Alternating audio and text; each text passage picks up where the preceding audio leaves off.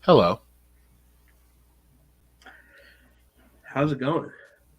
Can you hear me? I can hear you fine. Can you hear me? Yeah. Yo, John, how you doing today, bro? I'm doing amazing. How are you doing today? Bro, I am sad, bro. We are gathered here tonight to honor the memory of once great co-host. His name, was Dark Rhodes, and we gotta lay him to rest tonight. Yes, unfortunately, That's it's what I'm the end. saying, bro. It's the end of the road. How are you so excited about losing a co-host, bro? That's crazy. I will still be on the show, mind you. Although we've come to the end of Cody Road. I'll tell you what, your name won't be on the show. His adrenaline in his soul. Your name will never be Dark Rhodes on the show again. Lost. He ain't going to. I gotta make you a whole new background. Hear about it again. Oh, we come to the end of Cody Roads. Damn, John. The adrenaline is no longer in his soul. That nigga lost, and I'm laughing. Yeah. What's good, Enforcer? Yo, bro, we're gathered here tonight to honor the legacy of Dark Rhodes. Go join this funeral. Fight. He fought a good fight. Because we're about to cook you on this barbecue grill. You were getting destroyed tonight. We thought he was out of here when CM Punk. Thank you, Jamie. R.I.P. Rest in peace. No, Dark Rhodes. Dark Kent's still here. Dark Rhodes is dead, though. He's dead. Dark Rhodes might be buried. Might be. Dark Rhodes is dead. No, I don't even know why you're talking right now, bro. Dark Rhodes is dead. Like, it's done. Like, you should don't make sure that's not your name. Make sure you have Rhodes in your name at all tonight. I promise you. You are not gonna like it. You are not gonna like it. Everybody, make sure you share this video. Make sure you share this video. Laugh, react. You know what I'm saying? Throw a wolf in the chat. Cremation, not the Enforcer. He's the biggest baby face I know. I ain't gonna lie. Out of all of our podcasts, I feel like, and this is crazy because like he's the most intimidating one, I think, at the end of the day, too. But the Enforcer is such a nice guy, and he just said you've been cremated, man. Like Dark Rhodes, we didn't even get to see a body. We had ashes to ashes. He don't got a body. He done. Dust to dust. The streets want a body. Dust to gold dust. He's getting destroyed.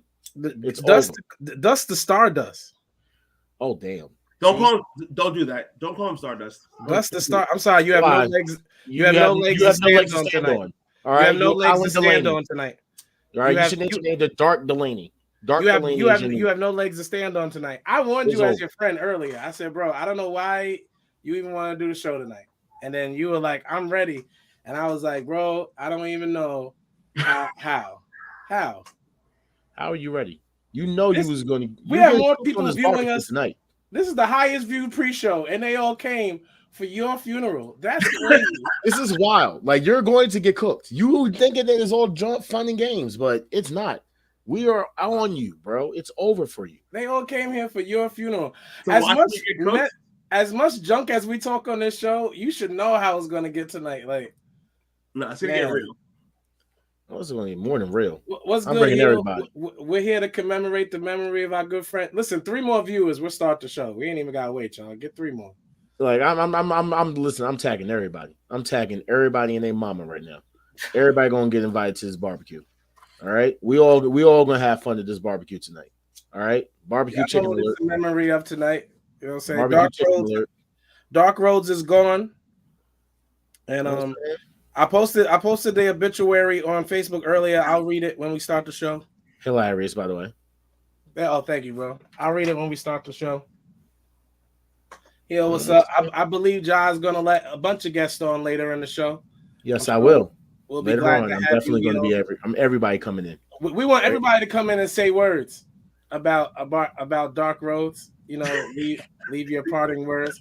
Everybody gets X amount of minutes, and yeah, man, just tell us what you remember and how you feel. Yeah, as John invites you, 2 more viewers. We're gonna start the show. I'm telling you. Let me just try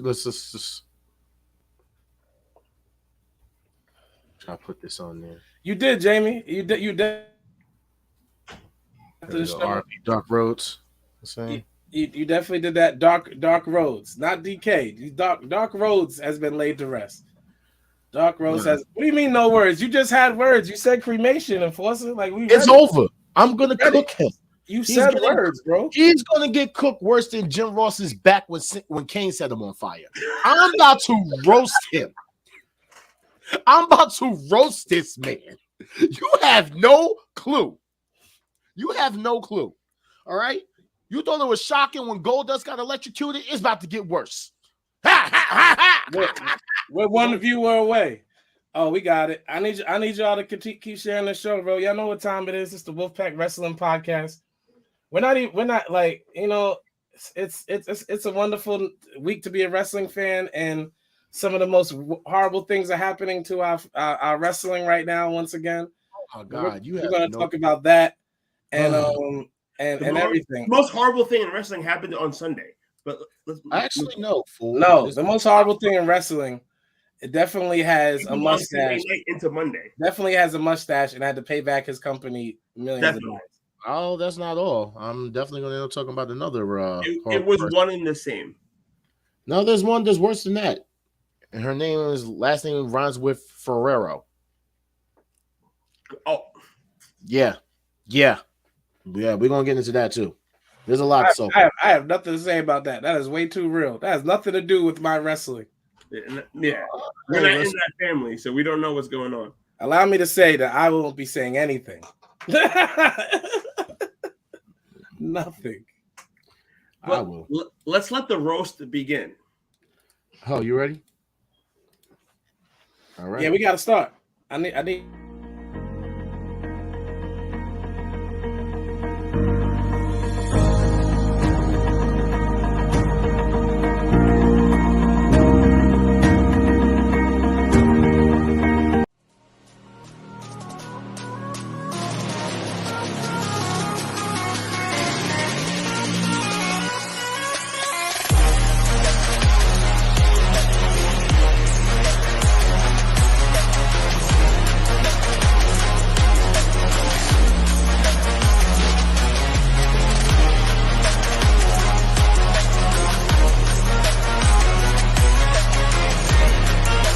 Countdown to the end of the Cody Rhodes and Wolfpack. Oh, I can't wait. They got them popcorn. Everybody get your popcorn ready. Oh, man. Get your popcorn. Oh, wait.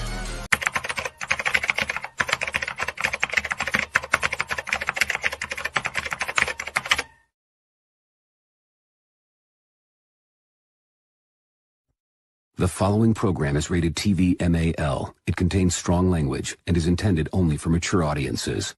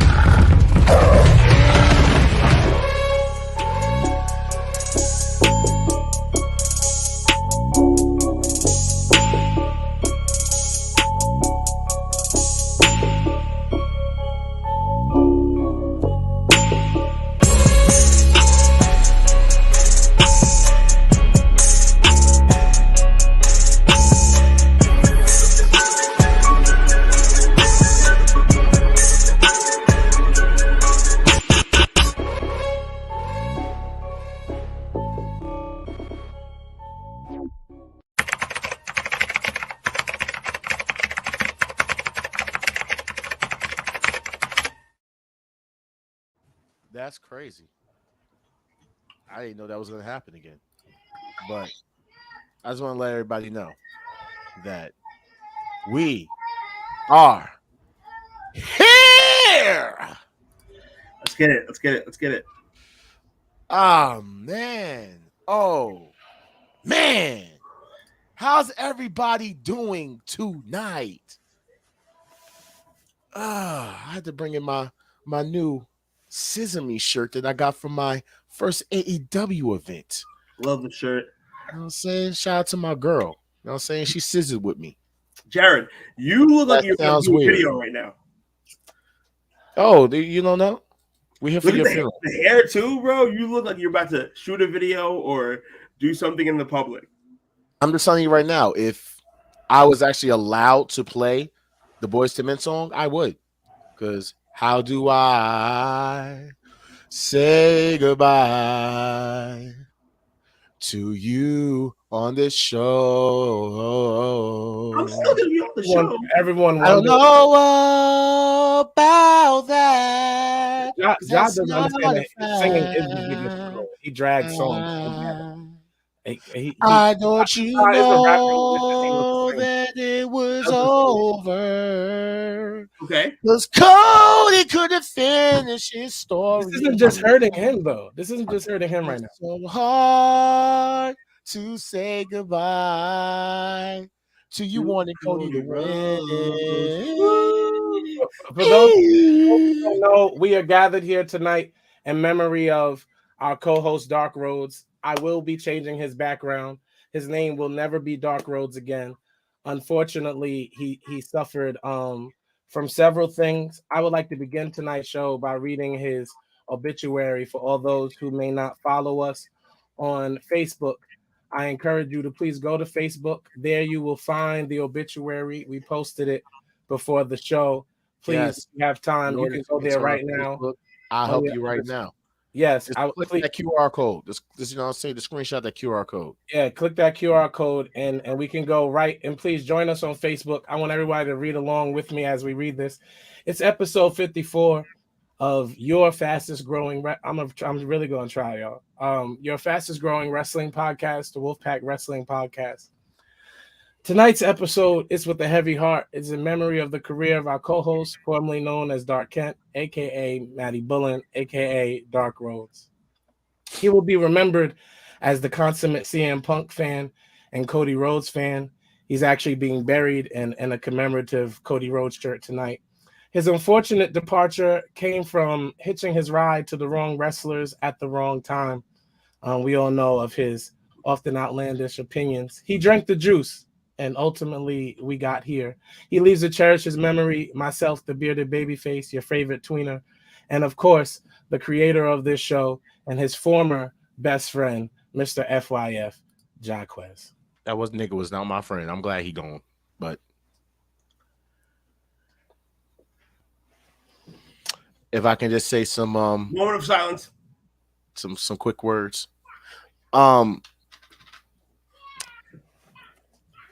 am sad to see you go, Dark Rhodes, on the road that we thought was going to end in your favor, and it didn't. I just wanted to let you know that we shall not miss you, and that we are glad that you have crossed over to yonder, and that we hope that I'm sorry, I can't finish it. We hope that. Come on, man. I told you to do it. Now, I told you. adrenaline. That's why I got the glasses now, bro. I hope that you found the adrenaline in your soul to let it go. Please, just, you know. All right, everybody. Okay. If y'all could do us a favor, we all know that Dark Rhodes would appreciate this. So we need you to please go follow us. Please. On all social media platforms, YouTube, Facebook Live. It's Who Is Quez on Twitch. The Wolfpack Wrestling Podcast on everything. We're here every Thursday at 7:30 p.m. It's just you repost it for the family, please. We're gonna miss it. We're gonna miss Cody. We're gonna miss it. Funerals are tough. Funerals are tough. Oh man. Just make sure that you guys, share this video, like and subscribe, because I know somewhere Dark Rhodes would actually appreciate. I want you to share this video. He would, but now he's gone. I hate y'all so much, bro. Please. Bye. Please. Damn. Thank you so much for joining us tonight. This is definitely our most special episode. We thought episode 50 was going to be our biggest. And what do you know? We're here at episode 54, and it is our biggest episode. It is listen, everybody share. We have so many surprises for you tonight. We are going to send off Dark Rhodes in the most appropriate manner. Listen, Brock Lesnar couldn't do any better. You have a selection by me. I will have the song ready. Okay, it's called Adrenaline, Not in Your Soul. It's okay, you know. We will miss him, you know, and his antics. And salute to all the Dark Rhodes guys. They're dead now too. The whole group. They all died together. The whole group. Dark order ass niggas. It's okay. Oh, man, no Dark Kent. Dark Kent no more. Okay, I need some music. I need some music to make this better. You know, something that Dark Kent would actually enjoy.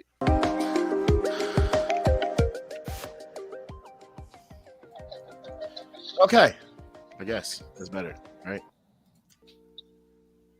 All right, it's your boy, Josh Radamas, who's constantly still drinking our Dark Kent's tears. And in the words of my fellow podcaster, Sir Wilkins, all is well. Check your watch. Dwayne Bullen, wrestling fan. Nobody asked you, bro. Check your watch. It's star time. It's your boy Jared All-Star. Your favorite tweeter, the bearded baby face. Here to celebrate the memory of Dark Rhodes. That's my guy. Y'all know that's my guy. But the burial starts now. We did all of that. We're gonna let some people come and have words. It's gonna be an exciting night. Dark Kent, anything you want to say? Dark Kent. It's your boy Dwayne Bullen, aka Dark Kent. Sometimes you're right and sometimes you're wrong. And when you're wrong, you're very, very wrong. Oh, Victor was a Dark Rhodes guy. Victor, I'm so sorry for your loss, bro. That's crazy. I'm so sorry for your loss, bro. Like, that's crazy. Yeah. That's crazy. Sometimes it doesn't work out. So I'll be Dwayne Bullen for a little bit, or just Dark Kent for a little bit. But Dark Rhodes. Dark Hunt? Dark Rhodes is gone. Dark Hunt? Why not just be dark? Like A. Because if he was dark, nobody will watch him. Like A. Oh. Well, if I'm just dark. If I'm just dark. No, baby, my baby. It's condolences to Dark Rhodes. Dark Rhodes has been laid to rest. We lost him. Game over. Mrs. Hayes, what's up? He ain't coming back. Reese, you see him calling himself by his real name. He think being sad for himself gonna stop us from doing what we about to do tonight. Ain't nothing gonna stop us from doing what we about to do tonight. It's over for you. Show goes Game over. Game over. So I want to let you know that. I'm just setting up some stuff real quick because I don't even know where to begin. Like, there's so much to talk about. I mean, yo, Willis, shout out you, bro. But let me tell you something. Dark Rhodes, he's done too. Anybody with the last name Rhodes at the current moment, done. Do you want to start at WrestleMania and move forward, or do you want to start at Raw? You don't get what you want tonight. You didn't get what you want on Sunday. I'm asking. Exactly. You gotta relax. You gotta relax. I'm asking. You gotta relax. Just ask. You gotta relax. You're not allowed to ask anything. You just gotta sit there, relax, and just take it all in, man. Let's take it all in. Chill out, bro. Let's talk. You know what I mean? Oh, I'm sorry. That's something that I do want to get into, and I'm gonna have to get into it, sadly. And for there was dark breaking character giving us his real name and everything. Crazy. You know what I'm saying? This is crazy. You gonna cry in the car? Crazy. You gonna cry in the car? Crazy. Crazy. Shit's crazy.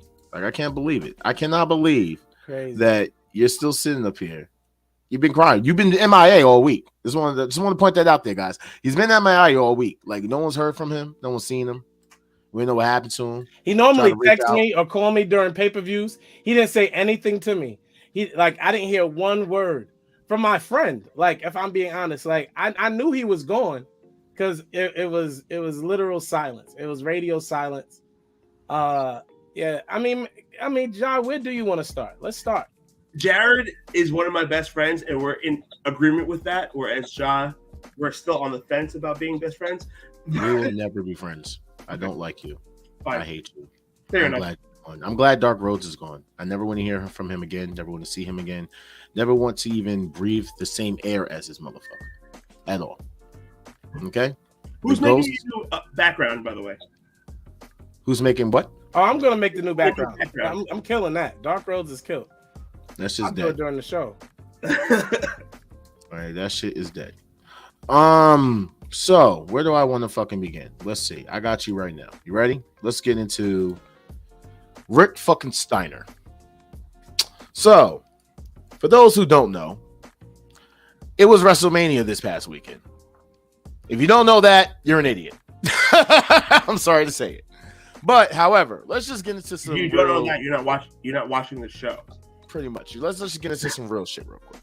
Okay. So Impact wrestler Giselle Shaw revealed that while she was at WrestleCon, while she was heading over to her table set up by Impact, Rick Steiner yelled derogatory homophobic insults towards her, calling her a man, filth, trash, and for her to get the fuck away from here. When she confronted him about it, he continued to yell insults towards her. She mentioned her other disappointment where the legends Steiner was around that just turned their heads to the situation. Steiner was also apparently called another Impact talent the F word. WrestleCon responded to this by looking into the incident. Steiner was invited by a third-party vendor and was not actually brought in by WrestleCon. They spoke to and informed Rick that he was no longer allowed to take part in or enter the rest of the events. So, is Rick Steiner just basically showing what we kind of always thought that he was going to be? Jaquez is the Rick Steiner of this show. Dude, shame on Rick Steiner. How? Jaquez is the Rick Steiner of this show. How? Everybody go back and watch episodes of the show and see how he deals with female talent or the BLT. Like, see how he You mean your favorite group, the BCC? see Or the here we BBB? Oh, as your other favorite wrestler? He's BBC? he's starting already. Obviously, Your what he did was- favorite obviously- group is called the BBC, though. Here's the ironic thing I find about the Rick Steiner thing. Obviously, what he did was deplorable, but yet and still, his table of three was featured on Peacock right after WrestleMania. Like for all he got kicked out of this event and he wasn't allowed here. They promoted him like to casual fans who don't know anything or don't keep up or aren't in these millions of groups we're in. Rick Steiner was still cool. Like, that's all I'm saying. Of course, what he did was wrong. Jerky will definitely talk about it. Honestly, But- shame on Rick Steiner, bro. Why would you do that? It's not necessary. Things that you might not be in agreement with, you don't have to. I think Durkin came on here just to troll Dark Kent. I don't think he's talking to all of us. I don't know if he watches our show, so he must just watches the show. He must just be talking to Dark Rhodes. Dark Rhodes is not a real thing. Oh, because it's dead. Yes. R.I.P. Dude, shame on Rick Steiner, honestly. But someone that old, you can't treat new values or tell them what to think. So he should basically just keep his mouth shut. Realistically. Granted, but let's just be honest here. Everyone I feel hated Rick Steiner. That's why no one said anything to him at the certain time, because they know that Rick Steiner would probably fuck them up. He's a collegiate wrestler. He's an actual tough guy. So they waited till after the fact. I'm sorry. A wrestler can stop a bullet. Rick A wrestler Steiner's can stop also a blade? older now. Like, who's intimidated by Rick Steiner? We're not No talking one's about bullets. We're talking about like physical hand-to-hand combat. Rick Steiner. let's you're see. talking- Multiple Who's people, intimidated by this 60-something-year-old man? nobody. Your old man will probably body slam your ass. Like, no joke. No, You probably sound like body Cody. slam your ass. You sound like Cody. You sound like Cody. You sound Bro. like Cody. You know who else would say this? Cody. I'm scared of Rick Steiner. I bet Rick Steiner can take my soul. No, because of my dad. It's definitely because of my dad. Rick wait, hold up. Steiner. John, You sound like Cody. none of us three would beat Rick Steiner in a fight. So let's No, stop. speak for yourself and Cody Speak for Rhodes. yourself. I will kick Speak him for in yourself. the fucking face. Nobody over here is scared of Rick Steiner. We're not afraid of Rick Steiner, but don't get it twisted. Don't get what twisted, bro. Don't get what Rick twisted. Steiner would beat all of our asses. If all Cody fans sound like this, I know how we got here. It's not a Cody. All thing, Cody it's a fans Rick Steiner sound like thing. this. You sound like a Cody fan. You're just saying shit that ain't true. Rick Steiner would beat both you guys the fuck up. No, What? he would not. Oh, man. Do you? Nobody Okay. believes what you said. You Bro, also said I am Cody would win. 6'3". You also said Cody would Over take 300 both. pounds. I fight. I'm a bouncer. Do me I and will John cripple ever, that do we- old do we man. get soft to you? Does anything look soft over here? I'm not, dude. Ain't nobody soft around here. But let's not get it twisted. Rick Steiner is a You collegiate. see this? Do you not see the cuts? Stop fucking playing with me. I'm gonna take this jacket Stop off. fucking playing I'm with me. trying to be in mourning right now. Dude, next Fine. topic. Next, I'm gonna piss on your ashes. Keep playing with me, The fact that you guys think you would beat up Rick Steiner is crazy. bro. Rick Steiner Steiner's is not this frail. laying me out. Like, it's not happening, bro. It's not happening. It's It not. ain't never happened. I ain't worried about Rick Steiner doing it. Sorry. What? I look like Carmelo Hayes to you? I look like Cody Rhodes to you? What are we talking about? Ooh. Damn. Thanks. That Next. sucks. Let's just get into the next shit. Vicky fucking Guerrero.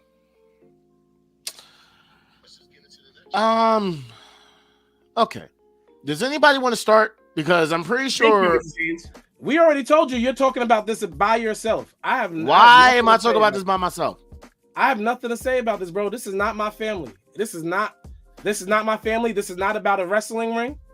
I have nothing to say about this. All right.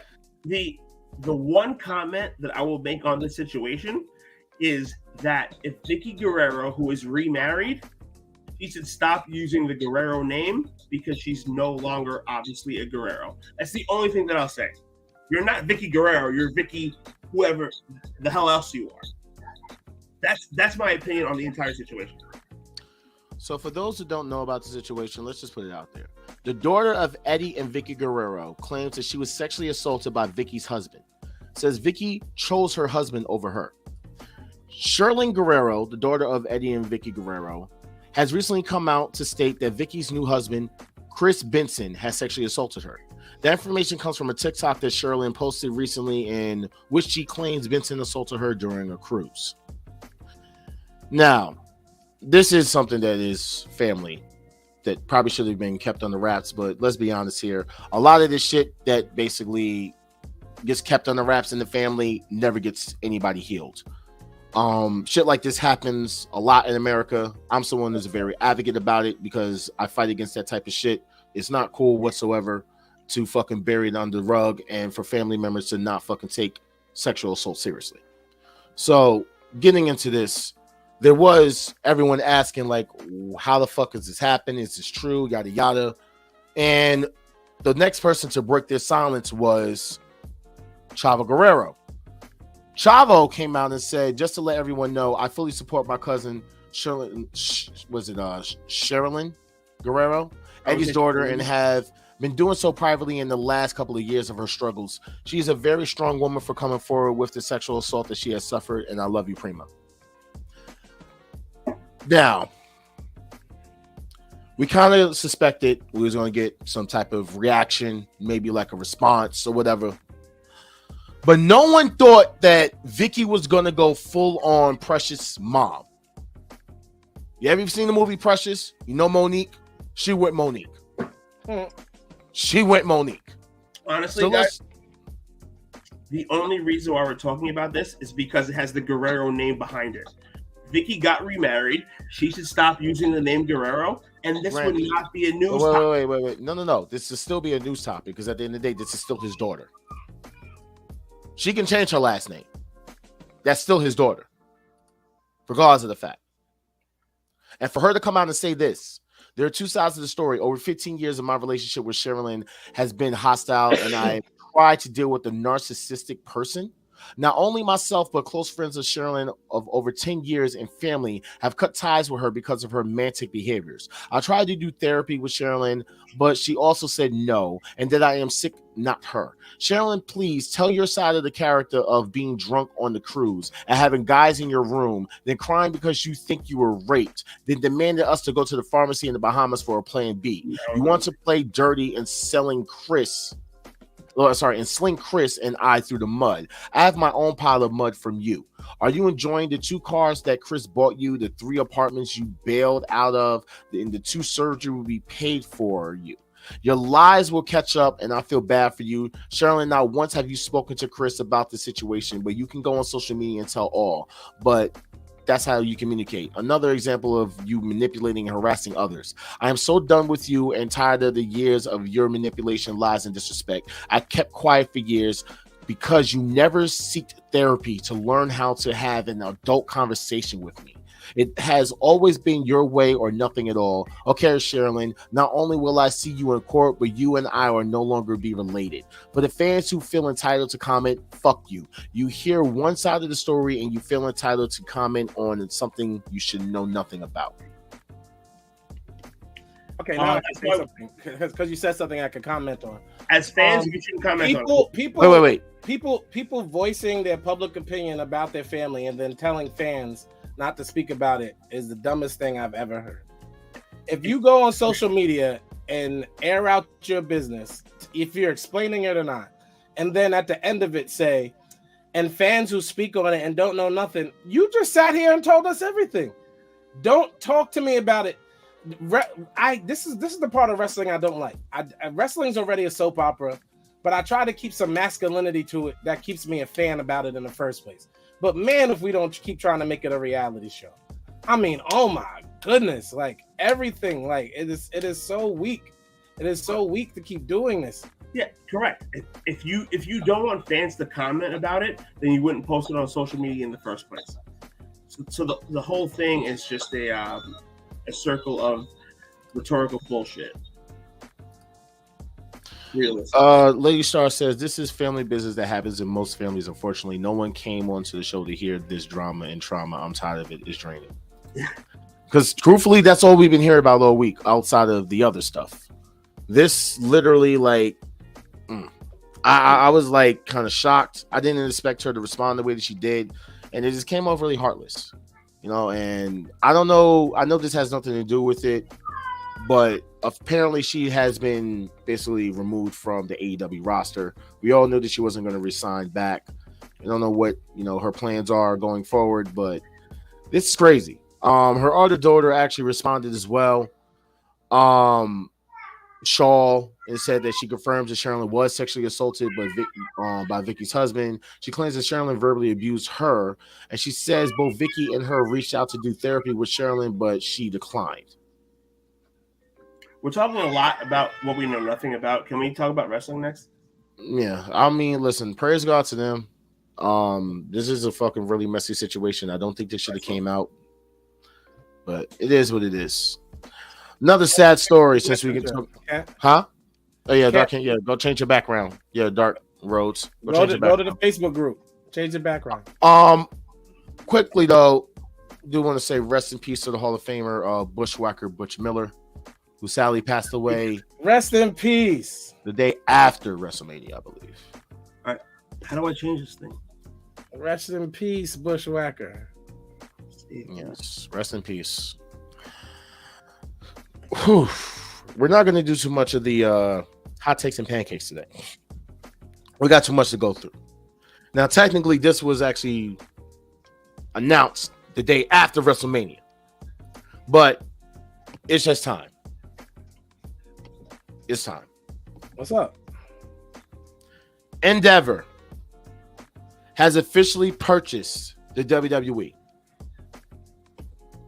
and merged it with UFC to create a super multimedia entertainment business. Give it up, guys. Give it up. You know what I'm doing? I'm glad Dark Rhodes left, y'all. This once again, tonight's episode is in memory of Dark Rhodes, who died tonight, who is going to be properly buried. We have guests coming on giving words. It's going to be awesome. About this though, my favorite part of all of this, the entire thing, the Endeavor buyout, everything, is that I'm not saying nothing until I hear what Triple H says tomorrow. I'm not saying anything. I want to hear what Triple H has to say tomorrow. On Monday. Huh? But you heard him talk Monday. No, Triple H, he's already announced that he has something to say tomorrow.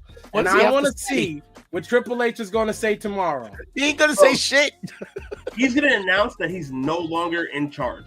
I want to see what Triple H has to say tomorrow. And then I'll tell you how I feel about any of this. Bro. So we got to wait a week in order for you to talk about what happened this week. Absolutely. Because what are we gonna do? We're gonna talk about Vince again. We're gonna drag Vince. Right. Vince has a mustache. Vince is a pervert. Hold up, though. Vince is super rich. We're gonna talk about this rich Illuminati guy that we can't do nothing about until we turn John the face. And then what? And then what we're gonna do? Nothing. Because I want to see Triple H quit. If Triple H quits, I know what to say. WWE is in the pits. It's never coming back. It's dead. Hasta luego. Impact's better than WWE. If Triple H walks away, Impact's better than WWE. There, I said it. Now, until that happens, if Triple H says I'm staying, I'm like, all right, we got to fight. We got a dog in the fight. If Triple H stays, we got a dog in the fight. He said that already. He did his best Diddy impression. We ain't going nowhere. They put Vince back exactly where he was before the entire scandal happened. By the way, Vince McMahon is genius. He lost his company and got it right back within. This is why months. This is why nobody likes you. This is why you're getting buried tonight, because you say things like that. Vince McMahon is a genius. He is a fiscal genius. How about that? Since you want to be intelligent about it. Dude, he is a financial genius, hands down. He knows nothing about culture or wrestling anymore. He is outdated when it comes to the culture of wrestling. I am agreeing with you. What I'm saying is the dude lost his title, lost everything about his company, came back, sold his company, made about $1 billion, and got the spot that he lost right back. All within, 8 months, 9 months? Because now Vince is right back running creative just like he was. What did Vince lose? What does that mean? Durkin, that doesn't mean anything. No, it means worse for the WWE and their creative, but Vince got his title back. He sold his company. He made probably $1 billion. Okay, listen. We're doing exactly what I said. You're one of those that want to cap for Vince because you share something with his birthday. That's it. No. So let's just go into this. I don't like Vince. Together, we will be a 21+ billion live sports and entertainment powerhouse with a collective fan base of more than 1 billion people that is exciting growth opportunity. What she said here. Then he talked about his scandals. When he was doing this interview, he was talking about his scandals and everything with that weird ass, pedophile ass mustache that he has. Now, for everyone who's saying that, he basically sold the company for 21+ billion. No, he didn't, guys. Sold for $9 billion, 9.3. It sold for 9 point. I think it was 9.6. It was 9.3 billion. Sorry. All right. So it was $9.3 billion. The rest of that comes from UFC, meaning that UFC had a bigger revenue business than WWE. Yeah, it's an obvious. Okay, just putting it out there real quick. Then what happened is that Endeavor decided we're going to combine them into one publicly traded company. And now with that being said, here is your new management team of the new, what is it called? New Pub or New Po or something of that nature. Where is Triple H in that photo? That's the photo I was going to pull up. Where is Triple H in that photo? So, yes, Vince Bison. So you have Ariel Emanuel, Endeavor and new co-CEO. Vince McMahon, new co-executive chairman. Just want to leave that right there. Executive chairman. Mark Shapiro, president and COO. Jason Lubin, Endeavor CFO. Andrew Schumer, the CFO of Newco. Dana White, the UFC president, Lawrence Epstein, UFC COO, and Nick Khan, WWE president. That is your new lineup, guys, of who's in charge now. No ladies in command is a good point. Thank you. That's crazy. The last lady that they had was Stephanie McMahon. I just want to say that Stephanie saw this coming, and she obviously got out of Dodge. Now the question becomes, will Triple H follow suit? And then I'll have a lot to say about this. I promise y'all. If Triple H ever leaves the WWE, I have a lot to say. See, the crazy thing, though, is that Triple H and Nick Khan both received a bonus for their work so far. I think Triple H ended up getting like a $5 million bonus on top of what happened. So now, the crazy thing about all this comes out with this. That some of the top stars are probably considering asking for the WWE release. As well. Off rip.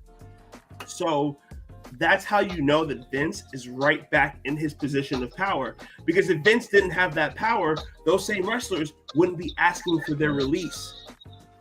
So Vince is right back where he was. And that's why Bayley wants to bounce. Who else? There's a long list of people who want to bounce. Because Vince is right back where he was.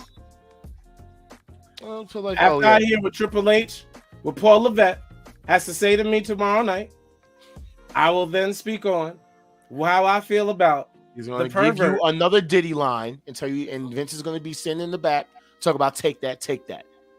Listen, Paul Levesque ain't going to say anything groundbreaking tomorrow. Vince runs the show once again. Period. Why do you sound so happy about it? I think that's the issue. It's the energy you're giving off about it, as if you're completely fine. No. You're completely at peace with Vince McMahon, who is not in touch with the culture of wrestling, running the biggest wrestling company in the world. Still, bigger than it was now that it's a part of UFC. And he's the chairman, not of the WWE, of the parent company. He somehow made himself bigger than he was. Bro, this is not my excited voice. This is my upset voice. Vince McMahon should not be in charge of any of that shit. To bring himself back to that position of power makes me sick. I don't think Vince should be touching anything creative-wise or anything with the WWE moving forward. I think that he snaked his way in, like on some Succession shit, back into the company that he retired from. But we all know right now the realism of it is that Vince is going to be right back controlling shit, and the WWE is going to be right back to where we didn't like it. For those who are wondering, we are still commemorating Dark Rhodes. While Dark Ken has given us this strange energy about Vince McMahon, and he's already about to get buried about Cody Rhodes. We're welcoming all the Cody Rhodes trolling tonight. We've been posting it. Even though we normally don't like trolling, we've been welcoming all of it. I want everybody to say "fuck Cody Rhodes" in the comments. You know, because tonight is tonight for all of it. Also, we're soon to bring on some guests and allow them to speak on wrestling, and specifically to the biggest Cody Rhodes fan we all know, Dark Rhodes. So, speaking of the women, these are the WWE women's division that is so frustrated right now. You see, Bayley was cut from Raw and has been teasing her WWE exit, which I'll get into because that technically happened the night of WrestleMania. She sent out a tweet. Becky looking visibly pissed on her promo on Raw as well. Ronda Rousey was criticizing the bad booking. Then again, she's always criticizing something. But this is something that I didn't know. And granted, I just want to state it. None of us here are a fan of Dana Brooke. Period. Hard to be. Dana being vocal about WWE throwing out a fan sign of hers.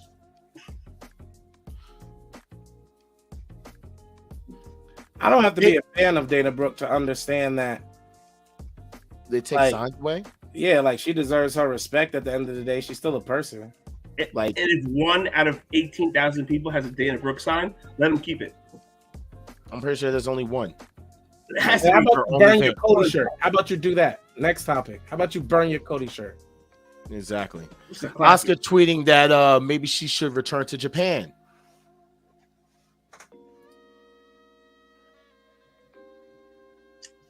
Oscar versus Mercedes would be a real deal. I'm just saying, man. It's just it's. I told you, I'm not saying nothing till I see if Triple H leaves over the weekend. I'm not playing. But it didn't have to do with Triple H though, because It this does. all has to do with Vince McMahon. It does the have point to do with Triple H. That When Triple H leaves, that's a sign that he gave up. When Triple H leaves, that means that he gave up. It's been a fight, bro. If he leaves, he gave up. And if he gave up, I mean, shoot. He must have gave up. You want to know why? I'll tell you exactly why he gave up, or what's the signs that he gave up. All right. There was reports that just on Monday alone, there were over 10 script changes for the rundown of the show. Correct, for Raw. But what? Even before that, when Stephanie and Triple H were in control, when Vince tried to sneak his way back in, Stephanie quit because she saw the writing on the wall. Shirt. Stephanie McMahon bounced out before all this took place because she knew what was eventually going to happen. So what she was afraid of is happening right now, dude. Raw is going to be shitty again. WWE is going to have shitty pay-per-views. Storyline is going to be trash again. Honestly, this entire move is very good for AEW. AEW. It's good for AEW because WWE's product is going to go down the toilet. Why? See, look, this is crazy, right? This is how you know a man is upset about something that happened in wrestling, because they start saying the most dumbest, annoying things. Not only did you, I don't care if you said it didn't sound supportive, not only did you basically back up Vince McMahon. I didn't back up Vince McMahon. You definitely did, bro. No, I didn't. Vince McMahon is one of your favorite executives next to Rob Black. Absolutely not. What I was saying was that he gained control. For those who know, XPW. Hey, I wasn't done. And now you just jumped into tribalism by comparing AEW to WWE when nobody was doing that. Knowing that we don't do that on the show. Anything to anything. You're We're fucked done up. comparing apples to oranges. Yeah, they're both fruits. Yeah, they're both wrestling companies. But it's two different companies. One's red, one's orange. Get out of here, bro. Change your shirt, man. Just change your background, bro. It's your background for me. Change your background and change your shirt. The man died. It's definitely your shirt. It's definitely your shirt. It's definitely everything. It's the home. It's the home. It's a home hat for me. Your shirt is a nightmare. Your glasses is a nightmare. I need this to see. Your shirt's a nightmare. Your background's a nightmare. Your teeth's a nightmare. That weird ass. You know what? Now I know why you actually like Vince McMahon. You and him got the same damn mustache. Anyway, so let's get into this. My teeth. This actually started making its rounds. I like my teeth. Fans of professional wrestling, it's time to make some noise. If you were attending Friday Night SmackDown live in Portland, Oregon, chant Fire Vince all night. If you are anywhere else in the world, tweet with the hashtag Fire Vince to the airtime of SmackDown. Our goal is to trend worldwide. Treat and we treat as much as possible. Together, our voices are not undeniable. Now, here's the crazy thing about all this. They started doing these, like, you know, the bump interviews and like people like get the comment under the, you know what I'm saying? People are already doing that. They've been dropping a bunch of Fire Vince chats under every single WWE hosted interview. I've come to find out that way more wrestling fans are like Jaquez rather than myself, and that y'all crazy people really are going to sit there and chant Fire Vince and tweet Fire Vince. I've come to this understanding as an avid wrestling fan that all three of us on the show are in the three different types of wrestling fans they are. And while we all know Dark Rhodes was the most annoying, we have still come here tonight to lay him to rest, to bring on some friends who would like to have words with him, to let him know how we felt about the Cody fandom. He's obviously annoyed tonight because he is making the worst opinion. How are you going to chant Fire Vince at a show that you paid money to go to? So that's like that's what it means to protest. You've never been to a protest before? Why are you paying money to buy tickets to something you're protesting? That makes He's saying they should stand outside and say it. You can stand outside for free. Exactly. How is that going to help? How is it going to help? Dude, Vince McMahon wants you to buy tickets to SmackDown to go. So we're supposed to just hear about people. They don't want people to hijack his product, though, and that's the whole point. The point is they are hijacking the show. The crowd is hijack the show. The crowd is going to pipe bomb the wrestling company. That's true. But at the same time, if 1,000 people who hate you bought tickets to your show, let them say what they want. They already bought the tickets to your show. Really? Then why did Cody leave when the people did that anyway? When he was in AEW? Cody left. We need to stop acting like Cody leaving AEW was so cut and dry as he felt like he couldn't do something and he left. Like that part I'm over. Cody losing to Roman Reigns, Dark Kent acting like Cody Reigns was the savior of WWE. Cody Reigns. You said Cody Reigns? Wow, I made him Cody Reigns. I just made him. Oh man, it's Cody Roman's son. I did that by accident, bro. Oh wow! I was just acknowledging Roman. Real quick. All right. Bad. Well, let's acknowledge this real quick. Let's acknowledge this hot take real quick. I'm bad, Dark Cat. Usos and Young Bucks super kick spam has never bothered me. The Usos never spam it. The Bucks do theirs. The difference. And then someone said that they hit 22 super kicks last night. This is all after everyone's been saying how the same people that complain about the Young Bucks and their matches and the super kicks and the theatrics and the spots and everything, they do the same thing with the Usos. With the Usos doing spots, super kicks, and everything. Yo, shout out to the bros, Stephen Garland, Stephen for stepping in the chat tonight, checking on Dark Rhodes. Dark Rhodes has passed. We are coming here to lay. He's not good. He's gonna cook at this barbecue. I appreciate you checking up on me, man. Don't check on him. He ain't shit. He's definitely hurting. So far tonight, I want him to hurt. So far tonight, he's backed up a pervert and compared AEW to WWE for no reason. I have not backed up pervert. Why would you sit there and be surprised? He backed Velveteen Dream. Dude, now we're comparing baseball fields and stop. I don't want to talk about Cody Reigns right now. We're talking about something. I don't want to talk. Listen, I didn't want to talk about Velveteen Dream, but he's Roman's son. He backed him too. Right now, we're talking about the Young Bucks and the Usos, and super kicks. Both their matches are enjoyable, just on separate planes. They both use super kicks, probably a little more than they should, but all their matches are always great. What was the last bad Usos match? What was the last bad Young Bucks match? They throw on classics or above average matches every night. So let them super kick as much as they want. I like. Well then. Sorry. I was going to just talk about this because of the announcement from Dynamite. AEW's actually going to London like everyone thought, but the crazy thing is that it's going to be at the Wembley Stadium. Fucking ambitious. Ambitious. They finally have the name All In officially back. That's ambitious. Bro, that's crazy. I'm not gonna lie, that's crazy ambitious. 90,000 people. 90,000. Now, granted, Now, granted, London has been waiting. Stop it, bro. We know this. No, but we know this. A lot of free tickets. This ain't WrestleMania. It's a lot of tickets. It's a lot of free tickets. They must be bringing CM Punk back. I believe it now. They must be bringing him back because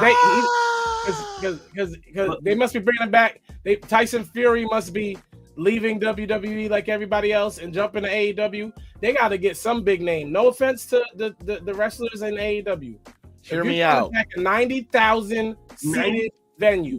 And honestly, think about it like this: what's the biggest number AEW has ever done? Their last previous biggest number was what? 28,000, 22,000. I'm gonna look it up right now. The fact that they're looking for 90, because if you have 45, it's gonna look like shit. And 45 might be better than they've ever done. If you don't pack that shit out, it's gonna look terrible. There's gonna be people all over the place. So they are really, and trust me, UK fans come out more than US fans, but 90,000, that's aggressive. It's very aggressive. It's a lot of free tickets. My whole thing is this. All In fits perfectly. Remember, people said that they couldn't sell out 10,000 seats. They did it. Now it's about the matter of if they can sell out Wembley Stadium. This is going to be, I'm not going to say it's a failure. I'm not going to say it's going to be prone to be a failure, because I actually want to see all wrestling companies succeed, except Control Your Narrative.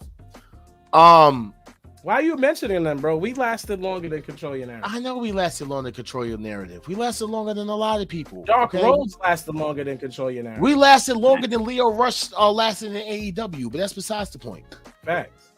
Actually, we lasted longer than fucking Brian Kendrick. About Kendrick. Leo Rush, you said you like his music. No. I do. We lasted longer than Brian Kendrick lasted in AEW. Is that better? Yeah. All right. Listen, I love the picture. People they put in that picture are all of their top stars. So let's really take a look at, like, this is really AEW. I like it, but here's the thing. Do I believe that this picture can get 90,000 people in seats? Because if I'm looking correctly, why does it look like the Acclaimed is standing on top of the arena and they have the championships? Maybe I'm wrong. Who knows? However, this is one thing that I actually can see, because everyone was asking, looking at the time, there's normally another AEW event that happens in August, correct? Charles August in September? No. What's his face is Memorial Day weekend. They do Memorial Day weekend and Labor Day weekend. Yeah. Those are the two pay-per-views. All Out. All Out, and then so let me just let you guys know right now. People were asking, Bowens, does this replace All Out? No, this is All In. The following week is All Out. What? So they will be doing All In on the 27th of August, and then the following week they'll be doing All Out. What's wrong with them? No, they're not. I don't know how true that is. I don't know yet. All I know is the scissor guy All said In is replacing All Out. No, All In is not replacing All Out. I'll bet you money. What's happening? That's not what's happening. That's not what's happening. You want to bet anything with me because you're already lost anyway. You should have bet your fucking mustache so that way I can look at you with a clean ass fucking face instead of that Vince shit that's under your nose. Since you wanted to fucking bet so much on Cody Rhodes, right? What happened with that? Didn't work out. Yeah, I bet it didn't work out. Definitely didn't work out. None of his move sets worked out either. Didn't work out. All right. It didn't work out with him on Sunday. It didn't work out for him on Monday either. No, it was worse on Monday, if we're being honest. Sunday was actually a good match. So here's my brave hot take of pancake. As far as when it comes to this, and then we're going to get into Ring of Honor. Let's keep it Tony Khan announced All In for London. Drew McIntyre's contract ends in July, and he's not renewing his contract. Do you think Drew Galloway will end All Elite? No. I'm just saying, because Drew has basically came out and said that he's not renewing his contract. No way. No, he hasn't. No, he hasn't, bro. No, he hasn't. Okay, I'm sorry. He hasn't come out and said it, but he has not renewed his contract. He was giving y'all false information. We don't do that in the Wolfpack Wrestling Podcast. And he's not coming back. And Galloway was just involved in a belt-to-belt classic, so his stock is high right now in WWE. Mm-hmm. Drew's not going anywhere. He's still a Vince McMahon guy anyway, so it doesn't matter. And not for nothing, he was world champ. He was world champ at the worst time that it was possible to be world champ, but he was still world champ. That's what happens when you're a Vince guy, bro. I'm trying to tell you. All right, so let's get into it, guys. Ring of Honor, Supercard of Honor, which happened on Friday. Listen, I just want y'all to be honest. Let's go through every match. Let's do it as quickly as possible. We're at an hour mark. We're moving good. Let's not lie, though. I'm not going to do everything. I do want to talk about 0 Hour real quick, and there was only one match I want to talk about. Say it each match. Let's go. Konosuke Takeshita. Shout out to Konosuke. He's fired. Willie Mack.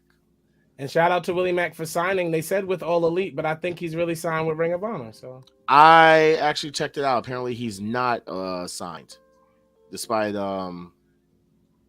yeah. Despite. All right, so hold on one second. I'm just trying to get the results and everything. Oh yeah, Shibata's my favorite. This is Job. Yeah. By the way, I got to see him last night. This is Job being ill prepared. It's not me being ill prepared, but unfortunately, there are a lot of parameters on things, and I want to make sure that we get it correct. What? So we have the Reach for the Sky ladder match. That wasn't first. What happened? That wasn't first. Reach for the Sky ladder match wasn't first. It wasn't first. First things first, though. I did want to see the first shot that happened towards WWE. And that was when these guys showed up at Super Card of Honor on the fucking pre-show. Bro, is that a shot, though? Everybody did not know how to fucking react. How was this a shot? That's not a shot. How was that a shot? They would have been irrelevant regardless in WWE. It's not a shot. How was that a shot? I'm serious. First off, you're only saying that because you're still in your feelings because Dark Rhodes lost. I'm not in my feelings. Dark has been in his feelings this whole show. We're not talking about we know that he's in his feelings. We'll let him cry like the little baby he is. Right No. Anyway, so about them. Everyone swore up and down that these were the people that was going to be part of Wyatt 6. No one cared about Bray Wyatt or the Wyatt 6 to begin with. Why did anyone think that? Because that's what everyone swore was going to happen. They was talking about it for the longest. That these are the people that was going to be there. That Dutch and Vincent were going to be the ones that came in. Vincent was Uncle Howdy. Okay. They was going to have them be a part of the Wyatt 6. Well, with Bray Wyatt basically being MIA and no one knowing what the fuck was going on with that, I guess Tony just made the call in and said, just come on home. In which they did. Okay, so was the first match then it was the Viking versus Commander? It was. But then me, on the other hand, I popped for this. Because I saw his tweet and I followed him. I saw the tweet. This is what I was talking about before I said, can we talk about this? That he was gonna pop for things like this because Ja is petty. Like Nigel McGuinness, bitch, let's go. See, even the baby is happy for him. The baby's happy for him. Nigel. Now listen, just hear me out real quick. Just hear me out. What do you think? Just saying. Just pointing out there. Okay? Just saying. Hear me out. Are you serious right now? I'm just saying. Nigel McGuinness has hepatitis and he can't wrestle anymore. Who's saying anything about wrestling? William Regal can't wrestle either. You stop. Is Nigel McGuinness that important on the mic? There's 18 motherfuckers who cut better promos than Nigel McGuinness. Who the fuck you talking to? What do you mean is Nigel McGuinness that important on the mic? He's not. To who? Dude. To who? To who? What's your favorite Nigel McGuinness promo? I'll wait. Everything. What's your favorite Cody Rhodes promo that doesn't have to do with him talking about his dead daddy? Do you have time? It's 8:40. I will tell you my favorite Cody Rhodes promos. You can't name your favorite Nigel McGuinness. Anyway, so like I was saying, back to the damn show. The first match was El Hijo del Vikingo versus Commander. It was a good match. You know, I want to say it's a banger. Oh, gosh, yo. Why can't I say it was a banger? Because it wasn't a banger. Cody Luther King, let's go. How was it not a banger? It was a good match. Cody Luther King. I love it. Can we just move this? Can we just all rank the matches then? 1 through 10. 1 through 10 for me. This match was a 7. 9. That's crazy. That is so high, bro. Like compared to the classic matches I've watched, you're telling me this is a notch below them. That's I like Vikingo 9. if y'all don't give me some man. I saw Commander live last night. My co-hosts 9. are biased. I don't care what. It's 7.5, man. I work 9. with biased people. They are so biased. It don't make no. There's no Vikingo, way this match is a 9 out of 10. Vikingo is getting so popular that his matches are becoming monotonous. Man, Even Hill said it's a 10. oh, we don't compare wrestling companies over here, bro. Don't let Dark Kent get it twisted. He made y'all feel like we do that. How about this? The Embassy versus the 3 randoms. It was If y'all supposed to give- be Brian how about Cage's this? last match. How about this? Hold on. If y'all give that match a 9 and 10, I want to see what y'all give the rest of these matches. Because somebody lying. Because there has to be separation in levels in matches. This match, for example, was a 5.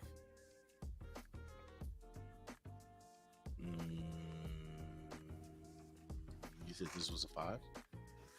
5. I don't care where Brian Cage wrestles. How about that?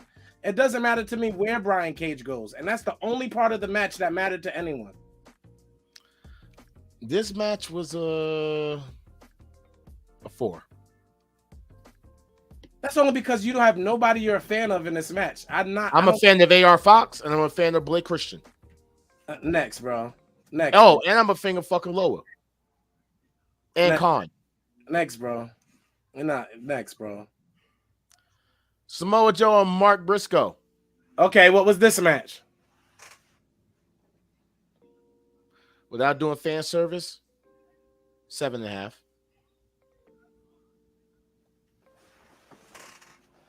They did the right thing in this match. So I'll give it a nice 6.57 because they did the right thing. I was going to say 7.2. His kids crying at the end. They did the right thing. That's wrestling. That was good wrestling. What do you think, Dark Rhodes? Oh, sorry, Dark Kent. I was going to say 7.2. It's either 7 or 7.5. Yeah, 6.57. 7.5. So it's sitting at a 7 if we average us out. Next match. Tanahashi and Daniel Garcia. See, this is where we're gonna 10. find out how many of y'all was lying. 10. We're not gonna just give every match a 10 and a 9. 10. I don't heal. You can 10. give as many 9 and 10s as you want.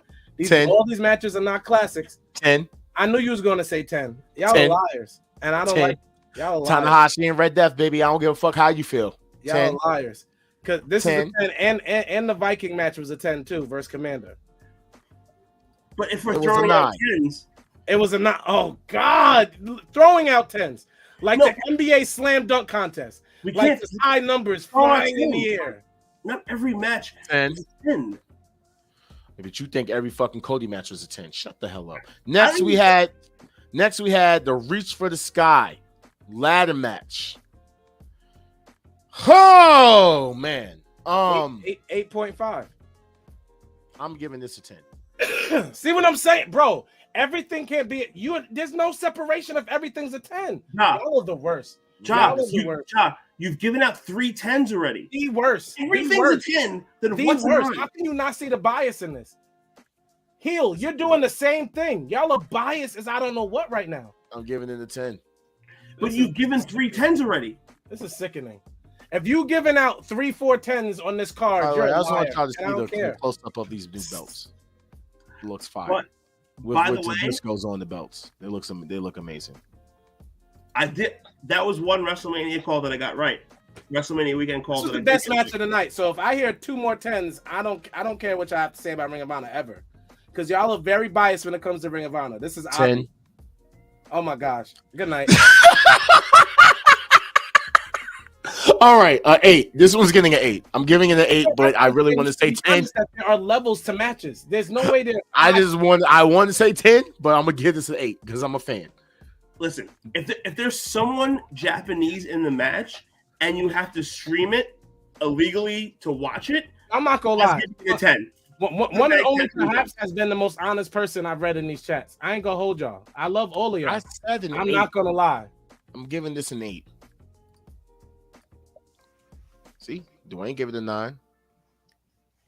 Yeah, I watch Ring of Honor. yeah. Let's talk about it. Yeah. See, And, Will said and John 8.5. Wes roots for people that aren't a part of original Ring of Honor. He rooted for Shibata. He was rooting for Vikingo. Y'all don't, man. If y'all don't get out of here, John likes people who wrestle for Impact, who wrestle anywhere else after that, and he will root for them till he can't anymore, or That's somebody not true. from magically from New Japan that he became a fan of. That is not true. That's been every match so far I tonight. am not a fan of ODB. Oh man, you found one person you don't want to be a fan of. I love ODB. What's the next match? What's the next match? This was an 8. And the This last is not match. an 8. Finally. All right. So what was this? No comment. Nah. Give me a number. What was it? A 5. Wow. And that's because you're not a fan of anyone in this match, you little jerk. You're a jerk. You only gave it an honest number because you're not a fan of anyone in the match, and that's what I'm talking about. It's definitely a 5-6. It's no higher than a 6, and you were finally honest. That's the one time. It would have got 8. It was in the Tokyo Dome. 100%, dude. If Eddie Kingston was Eddie Yashimoto, You gave John would have gave it a 9.5. I just want you to know. Yo, it was like a 9. One and only, I'm with you 100%. Willis, you've been very high. I think that's your lowest grade, 8.5. Dude, A 7. if Kingston's last name was Japanese, John would have liked it. Oh Exactly. man. We don't talk about Athena. There's only one Athena fan on this show. Let's be very clear. And his name is John. Listen, yes, Athena beat Yuka. I thought it was a Did we get okay to match. people could come was talk okay. to John now? Like, I mean, to Dark Roads now. Okay, we're almost there. Good. Can we bring some guests on for him soon? Oh yes. Let me just for this last through portion, it. we are going to send our invites out real quick. Let me just This is our last. but yes, let's talk about it. You talk about these invites out. Cena vs. Theory was trash, garbage. Nah, we could do the same thing we did last week because everybody in the world has watched WrestleMania. This is really not that big of a deal. This is very easy. Nobody liked the Braun Strowman match, although I enjoyed it because I love the Street Profits and I like the little WrestleMania. The showcase match was great. Yeah, I like the WrestleMania moment Dawkins got. Rey Mysterio versus Dominic was good. I don't care what The anyone entrances says. were phenomenal. The entrances on the Rey Mysterio entrance and the Dominic entrance were both phenomenal. I'm gonna skip the Seth Rollins, Logan Paul because I know Dark is gonna say something crazy. It just looks dope. It just looks fucking dope. That looks fine. Austin Theory versus John Cena was obviously a bad match. Yes, but we can't blame John Cena, bro. John Cena can't do a lot of things. He's a Hollywood. That's why you can blame John Cena. So don't get in the ring. What are you talking about? True, but at the same time, he wanted to put Theory over. But Cena's not going to be out there doing crazy moves, bro. He knows he has to film a lot of movies and shit. So I thought it was very entertaining. Only 2 matches that disappointed me this night. And this entrance. That entrance disappointed me. Logan Paul's entrance was disappointing. Dom came in like a beast. I thought Logan Ray came in like a beast. Ray came in amazing. Ray and Dom's entrances were 10 out of 10. The match didn't do it though. The match was secondary to the entrances. What's good, my boy? Yeah. What's up? Not much watching Impact and playing Dota 2K23. Gotcha. By the way, this match here, you had the Charlotte and Rhea match. Phenomenal. Who had all women involved. I'm going to use Ja's word. Excuse me for a moment. This match was a banger. Phenomenal. I guess that storytelling.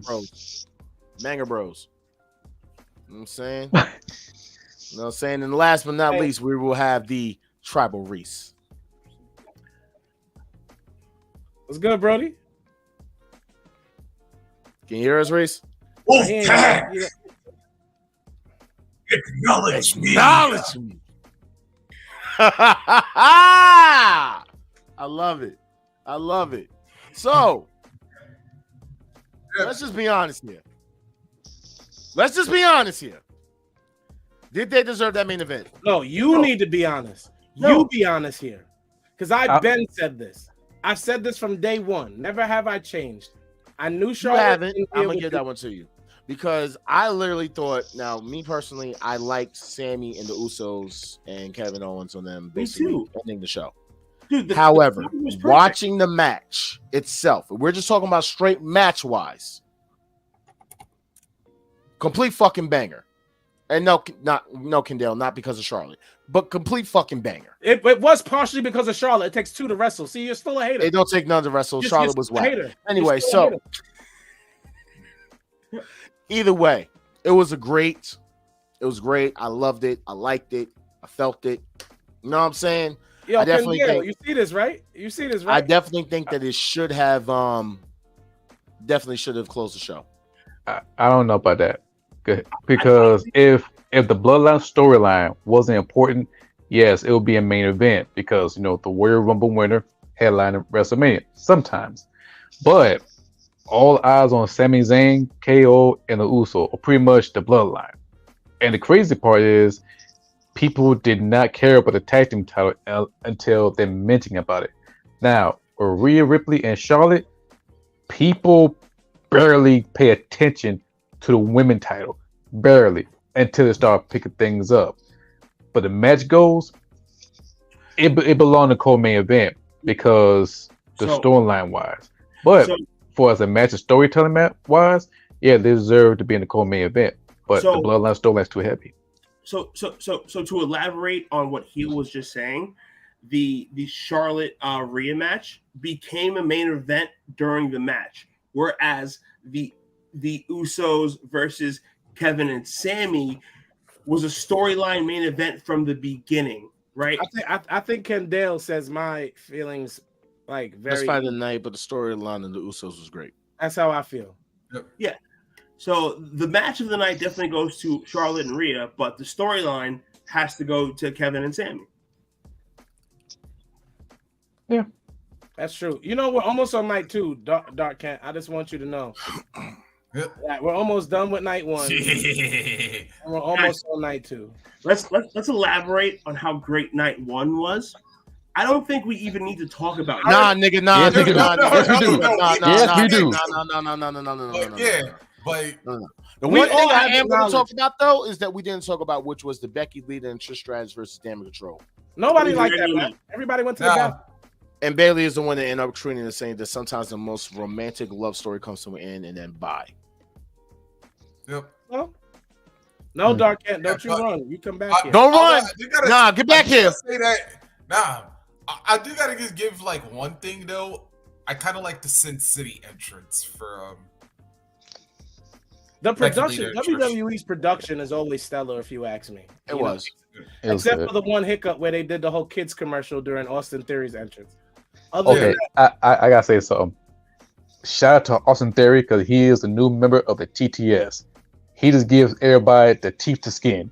He bite the shit out of John Cena not once but twice. So shout out and salute to Austin Theory. Yeah, I was about to say. I know we had Austin and Tyson just after the Holyfield thing. I was like, now I didn't think we were going to turn Theory into Austin Tyson. Lita wrestles like she has nothing else better to do, and until she stops doing and because of that, she doesn't make you interested in what she's doing because she doesn't look interested. She doesn't look interested at all. No, not at all. So real quick, the last match of night 1 obviously saw the defeat of the Usos in their legendary tag team title reign. Yep. So real quick, because that was an emotional story. Perfect we all followed it. Storytelling.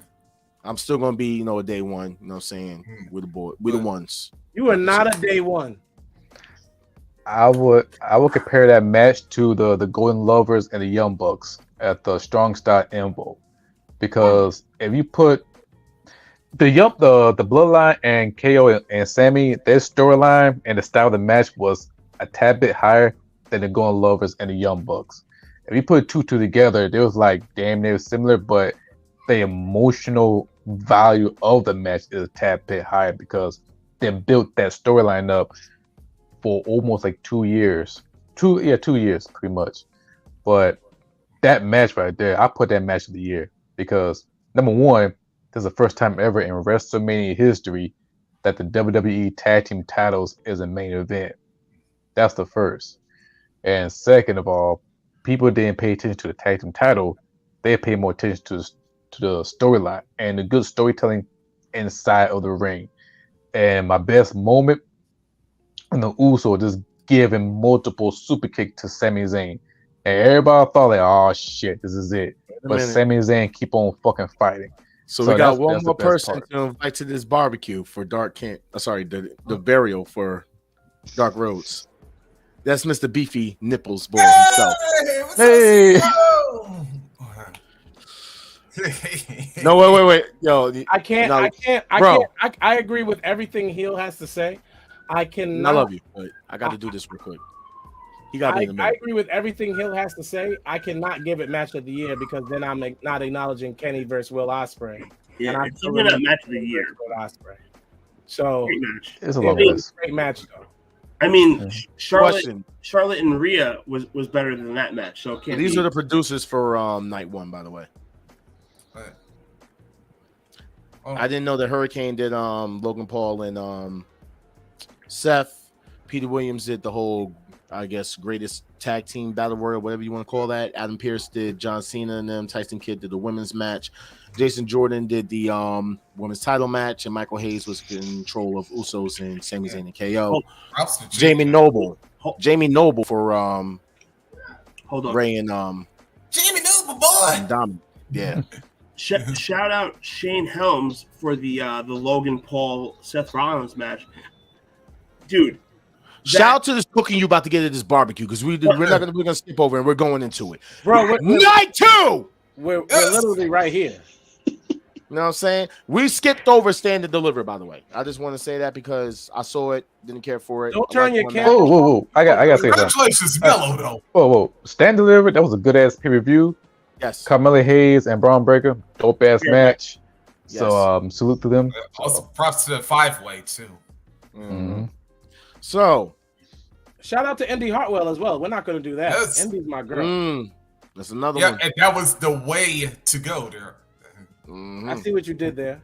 Yeah, I give a thumbs up. She was beyond overdue for the title. It's like, congrats.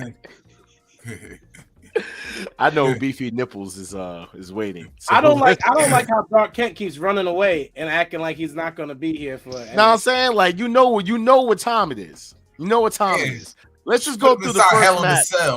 Let's just go through the first match. Relax. Almost and Lesnar. You still calling him Omos is hilarious. His name is Omos. Almost and Lesnar. That match, you know what? I compare that match to a Ring of Honor style because both these guys look strong. Almost didn't look like a loser. He more looked like a stronger competitor. Even though he took the L in that match, but he did say he almost got him. So I got a feeling that match is I feel like them two is not done.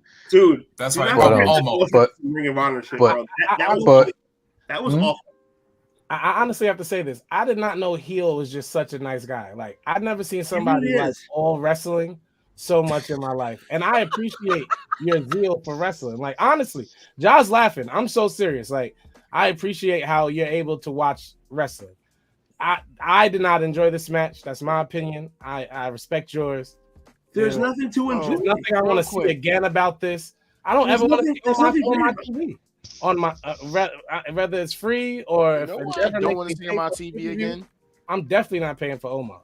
I don't want to see Liv Morgan and Raquel Rodriguez versus Natalya and Shanti versus Ronda and Shayna versus Chelsea Green and Sonya Deville. That was the worst match of the weekend. That was the worst match of the weekend. Yep. Yes. Then again, look who's involved in it. You got Sharon Corbin. It was actually the best part of the match. You called her Shayna Corbin? Yeah, I like Sharon Corbin. Sharon Corbin. Wait a second. Quez was the one who initiated that like a long time ago. Sharon Corbin? Yeah. I like that. Was good. He dated that one all the way back to when she was NXT Women's Champion. I repeat the fifth. Yeah, Ronda tapped out Shanti, and yeah, that was it. Yeah. All right, next up was the You want to talk about Raw? Hold on. So next up was Gunther versus Sheamus versus Drew McIntyre. But wait. Can we talk about the moment that happened right before it? You know the greatest moment ever? You are super petty, bro. Like no, this is petty. Why did he come out there, this little ass man, carrying this big ass trophy, and didn't even say nothing? Bro, did you call this man a little man? Bro, he looked like a tiny ass man carrying that huge ass trophy outside. What? That's sad. That trophy was bigger than him. Let's keep it a buck. Yeah. Yo, keep it a stack. It was some clown shit to have him walk out there with that trophy, bro. That's 45 seconds that just give him back, bro. It just looks stupid. This is worse than some wrestler preparing to try to be the American person to come out with a dog. Yeah. Literally. If y'all can let Ja waste y'all time if you want. We're trying to get to the main event. The match was a banger. As my man, the Irish, he's my Irish ace. Let's be real. Let's give Sheamus his credit where credit is due. Wow. Sheamus puts on bangers after bangers after bangers, and that's just what Sheamus does. Yeah. By the way, I just want to say that all the doctors in LA that was working on Sheamus, Drew, and Gunther after this match is over, yeah, I hate y'all. Hey, I was going to say, man, you know how much, especially out of LA, you know how much doctors get paid? And what I'll say is I was never the biggest Gunther fan. I am entirely all in on Gunther. Nobody cares about your opinion at the moment. I will say this. Shut up. I'm gonna say this. That's probably one of the greatest triple threat match I've seen in WWE since WrestleMania 20 triple threat match, because all three of them fight together. But that last minute with Drew McIntyre and Sheamus, that was some old school UFC shit. Because you know, like each round, like towards the end, they give their all. I compare it to that. But when Gunther comes in and pull the rug, man, I'm like, if I'm being honest, I really want to see Sheamus win. If I'm being honest, this match it actually does supersede that match for me. This is the greatest triple threat match I've ever seen. I'm gonna say it. It was my favorite triple threat match of all time. And by the way, I would like to say right now, Gunther, on behalf of any wrestling fan, please break Honky Tonk Man's record. We is sick and tired of hearing that man say, "I'm the greatest Intercontinental Champ of all time," when he was one of the weakest ones, despite having the longest reign. Who are you talking about? We want a real man to have that record. Gunther, please. Who, Honky Tonk Man? Yeah. Gunther, please break the record. Yo, I must say this. I must say this to my Aries twin right now. I love your shirt. Your shirt is fire. I see what's going on. I thank you for joining our burial tonight. I'm so happy to have you. I'm so happy you're wearing that, because when we get to next up was the Bianca and Asuka match, and this had some split fans. Some people wanted Bianca to lose. Other people, they wanted Asuka to win. Other people wanted Asuka to lose. They wanted Bianca to win. You guys think that the right person won? Of course. No. Asuka is 0-5. Dude, then they could have. Asuka needs her WrestleMania moment. Asuka should have had her WrestleMania moment against Charlotte.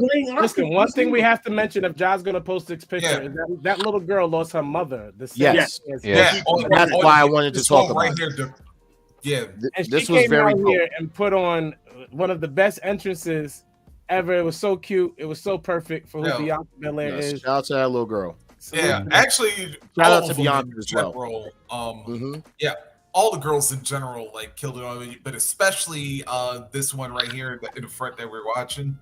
Yeah. I love the black representation. I just wish after this they would actually acknowledge the fact that she's held the championship for a year.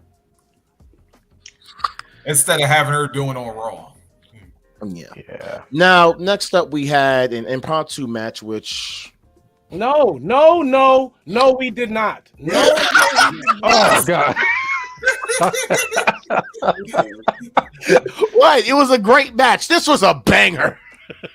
The only thing that's banging is Shaman Man ACL. His shit went out. He did a Dougie automatically. Thirsty Wolfpack Hills. The Thirsty Wolfpack Hills. I like that. That's our super group name. Yeah. But yes, this impromptu banger of a match. This saw Shane McMahon. What the fuck happened with that?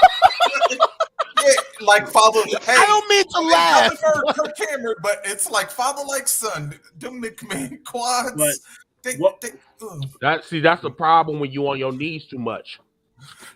What Well, I'll say at least when is Vince that- is on is this, that at least Snoop Dogg- Jay Sorry. Snoop can freely flow from AEW to WWE. Oh, allowing this man to prolong what's going to anyway. So Yeah. nobody Next- cares. Nobody Sheamus cares. is hurt. Yeah. Rest well. At Sheamus least that still was better. better than Next Pat was McAfee. this entrance we had Edge versus the Demon Finn Balor. Pass. Oh, this match? well, the entrances, yeah. Yeah, Which can we one? be honest? Entrance was fire, This but was the most disappointing match of the weekend. Very much so. Oh, I got to throw a flag on that shit. I got to throw a flag on that Wait shit. a minute. Flag I on would the say play. most disappointing entrance because we was No. kind of hoping On a- somebody would be with Edge, but Yes, because Gangrel I'm gonna give me another apple. yeah. because Well, if at least Gangrel, the Christian. Granger and Christian. Nah, But do you have the Finn Balor picture of his head? yes. So yes, Like Yeah. I'm gonna say like this. match ended. Oh man. I'm gonna say like this. The Hell in a Cell match was not bad. It was a dope Hell in a Cell match. But what really slowed down momentum when Finn Balor got his head busted the hard way, not the Moxley way. The referee comes out and said, wait, and just like check out Finn Balor. I'm like, what the fuck you guys doing? This Hell in a Cell. You don't slow down the fucking match. But it did not kill the match. It just slowed down the momentum. Yes. And then the match started picking back up. The match was doing great. So it was a great storytelling inside the Hell in a Cell. It wasn't a Seth Rollins Fiend Part 2. I must say, Thank heel to your glass half full mentality. I appreciate and respect your opinion once again. This match was horrible in my opinion. It never had a pace. It wasn't good before Finn Balor's head got hit or whatever happened to his head. Edge is ladder not toss, enjoyable. he Finn thought it Balor was is not over.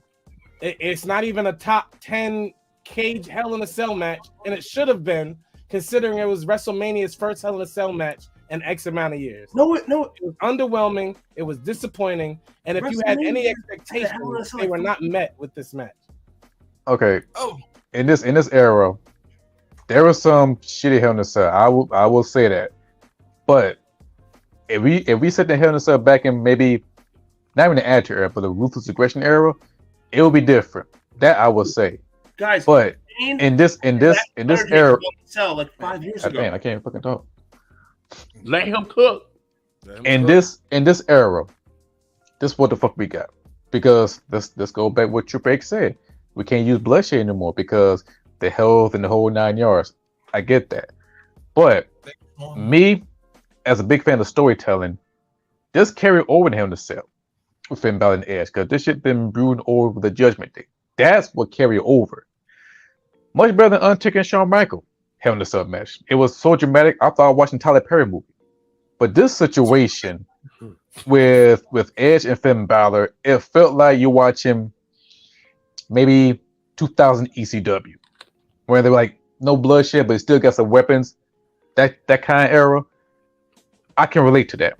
There was But definitely one thing- talk of weapons, not to cut you off, like like Sabu does, with the chair and shit. Like I literally peeped that. There was no head covers. Like going just piggybacking off of what you're saying, there was no head covers. They went Right. all out with that. Right. And with this one, if anybody get head busted, I say shit, go for it. Let's keep the match going without the referee, stopping. But with this one, the storytelling saved the Hell in a Cell match. And the one thing I was happy is they bring back the old school Hell in a Cell, the color of the silver, not that red Twizzler shit. But then they also painted every weapon they used in the match. I'm sorry, the match was not anywhere like near what it should have been for me. They had purple chairs and red candlesticks. Like, what are we talking? What? The match should have went a lot further, but let's not forget, it wasn't like a cut on the top of Finn Balor's head. Finn Balor got his whole shit busted. He had 14 stitches. So that It obviously was a laceration. It's deep. Yeah, that's deep, like bro. you can't He could have died. keep wrestling after that. There's no more wrestling after that. So You're right. and there's no more wrestling. Consider how Moxley is fighting like every other weekend. Lord knows that head's got more cuts than a Thanksgiving turkey. Balor can wrestle after this. Nothing as deep as that Balor cut. But I don't think nothing that deep. We think that man could have wrestled with his head busted open like that. No way. That should look like. Well, not immediately after. I'm like, damn. That looks like a deep version of the whip that Sasha had when Bianca hit it with the fucking ponytail. You remember that fucking large ass partial? Yes. Yeah, that literally looks like this head, but cut in deep. Yeah. So everybody, we've come to the most momentous part of our night on this evening. Yes. We have come for the commemoration of Dark Rhodes, who unfortunately for months, not even weeks, that would be under exactly better part of a year, months, has not only spoken out about CM Punk, but has also spoken out about Cody Rhodes as if he was the god of wrestling. So tonight we've asked. I'm putting you on front row. Tonight we've asked all your eyes when you're crying. Many of our friends and co-hosts and fellow, showmates, if they would come in and just say some last final words for the burial of Dark Rhodes.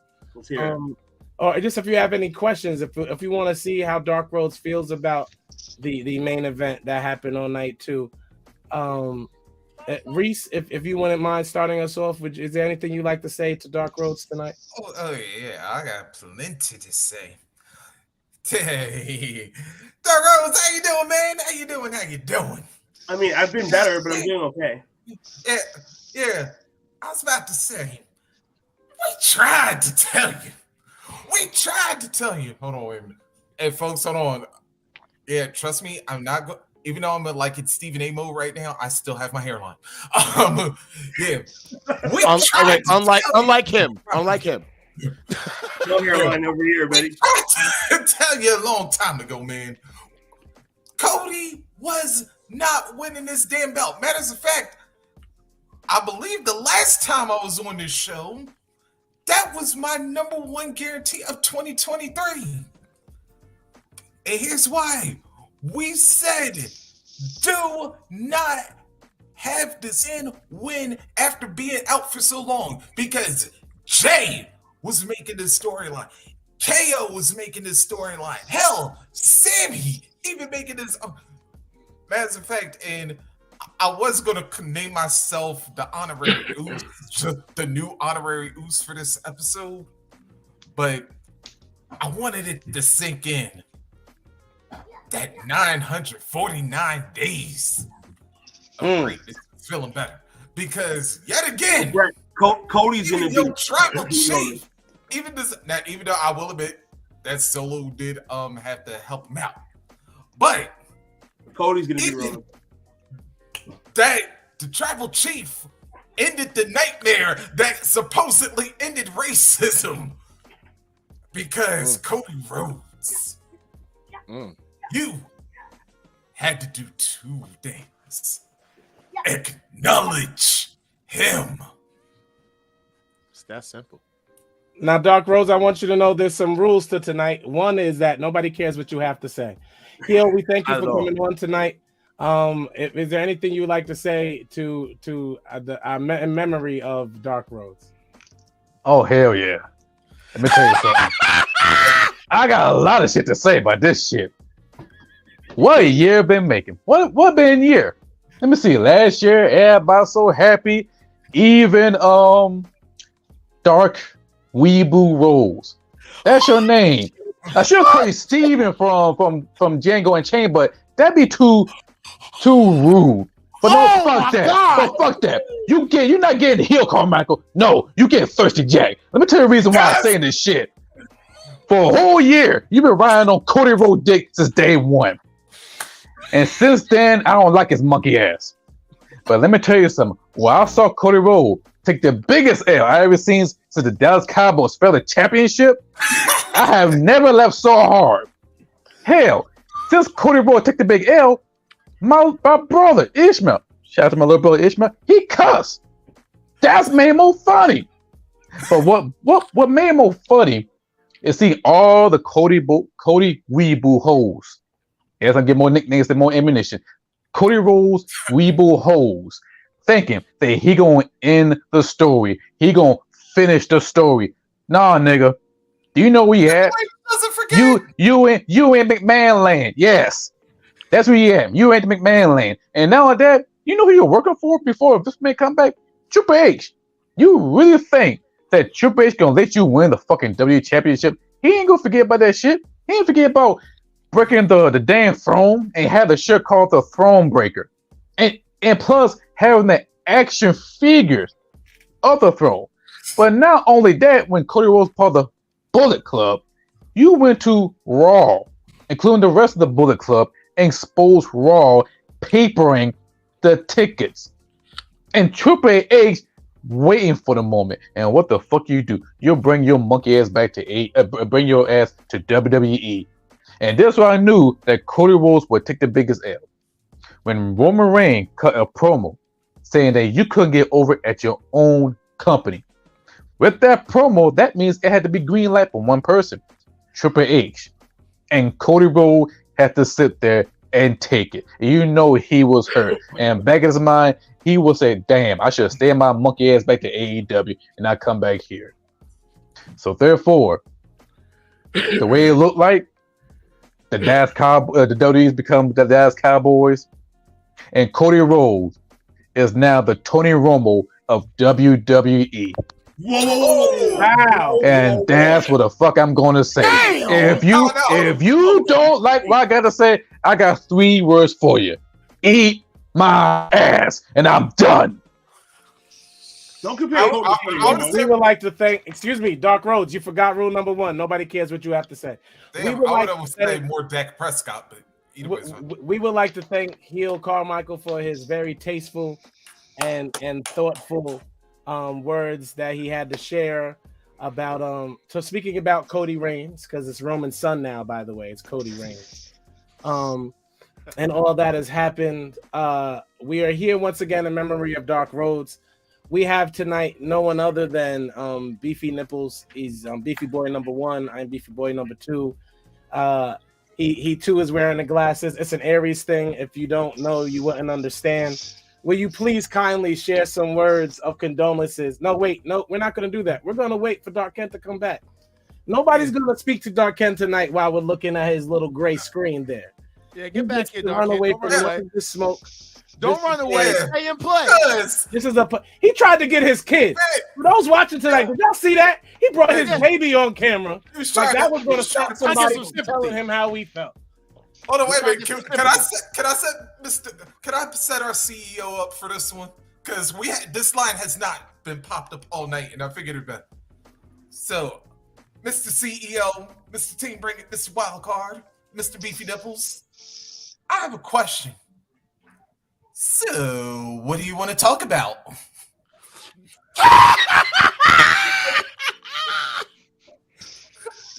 Mrs. Haynes, thank you, Mrs. Haynes. I appreciate you, Mrs. Haynes. Nobody cares what you have to say. Don't speak. Don't care what you have to say. Don't talk to Mrs. Haynes. Oh. Wait. I think you're muted, bro. You're muted. You gotta unmute yourself. Unmute yourself. Yeah, you gotta unmute yourself, bro. There you go. There you go. All right. Excuse me for one moment. Mm-hmm. In the chair? What the fucking apple? So He I just got somebody that I just want to address, and that's Mr. Dark Kent. Dark Kent, you okay, bro? I'll be all right. You okay? Okay. I'm good. Because I'm praying that you're not on suicide watch. Okay? It was a rough. I just want to kind of get that out the way. All right. Number one, I've been waiting for almost about a year, 2 months, 3 days, 14 minutes to roast your ass.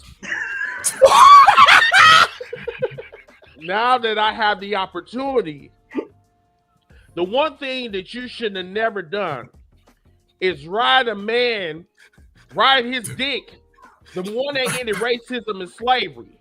You should have never did that. I was always on this podcast hearing your ass always talking about Cody Rhodes this, Cody Rhodes that, and you didn't even have your fucking information correct. You see, I'm not like the other two. I'll roast your ass until I will roast your ass until you have to log the fuck off. Okay?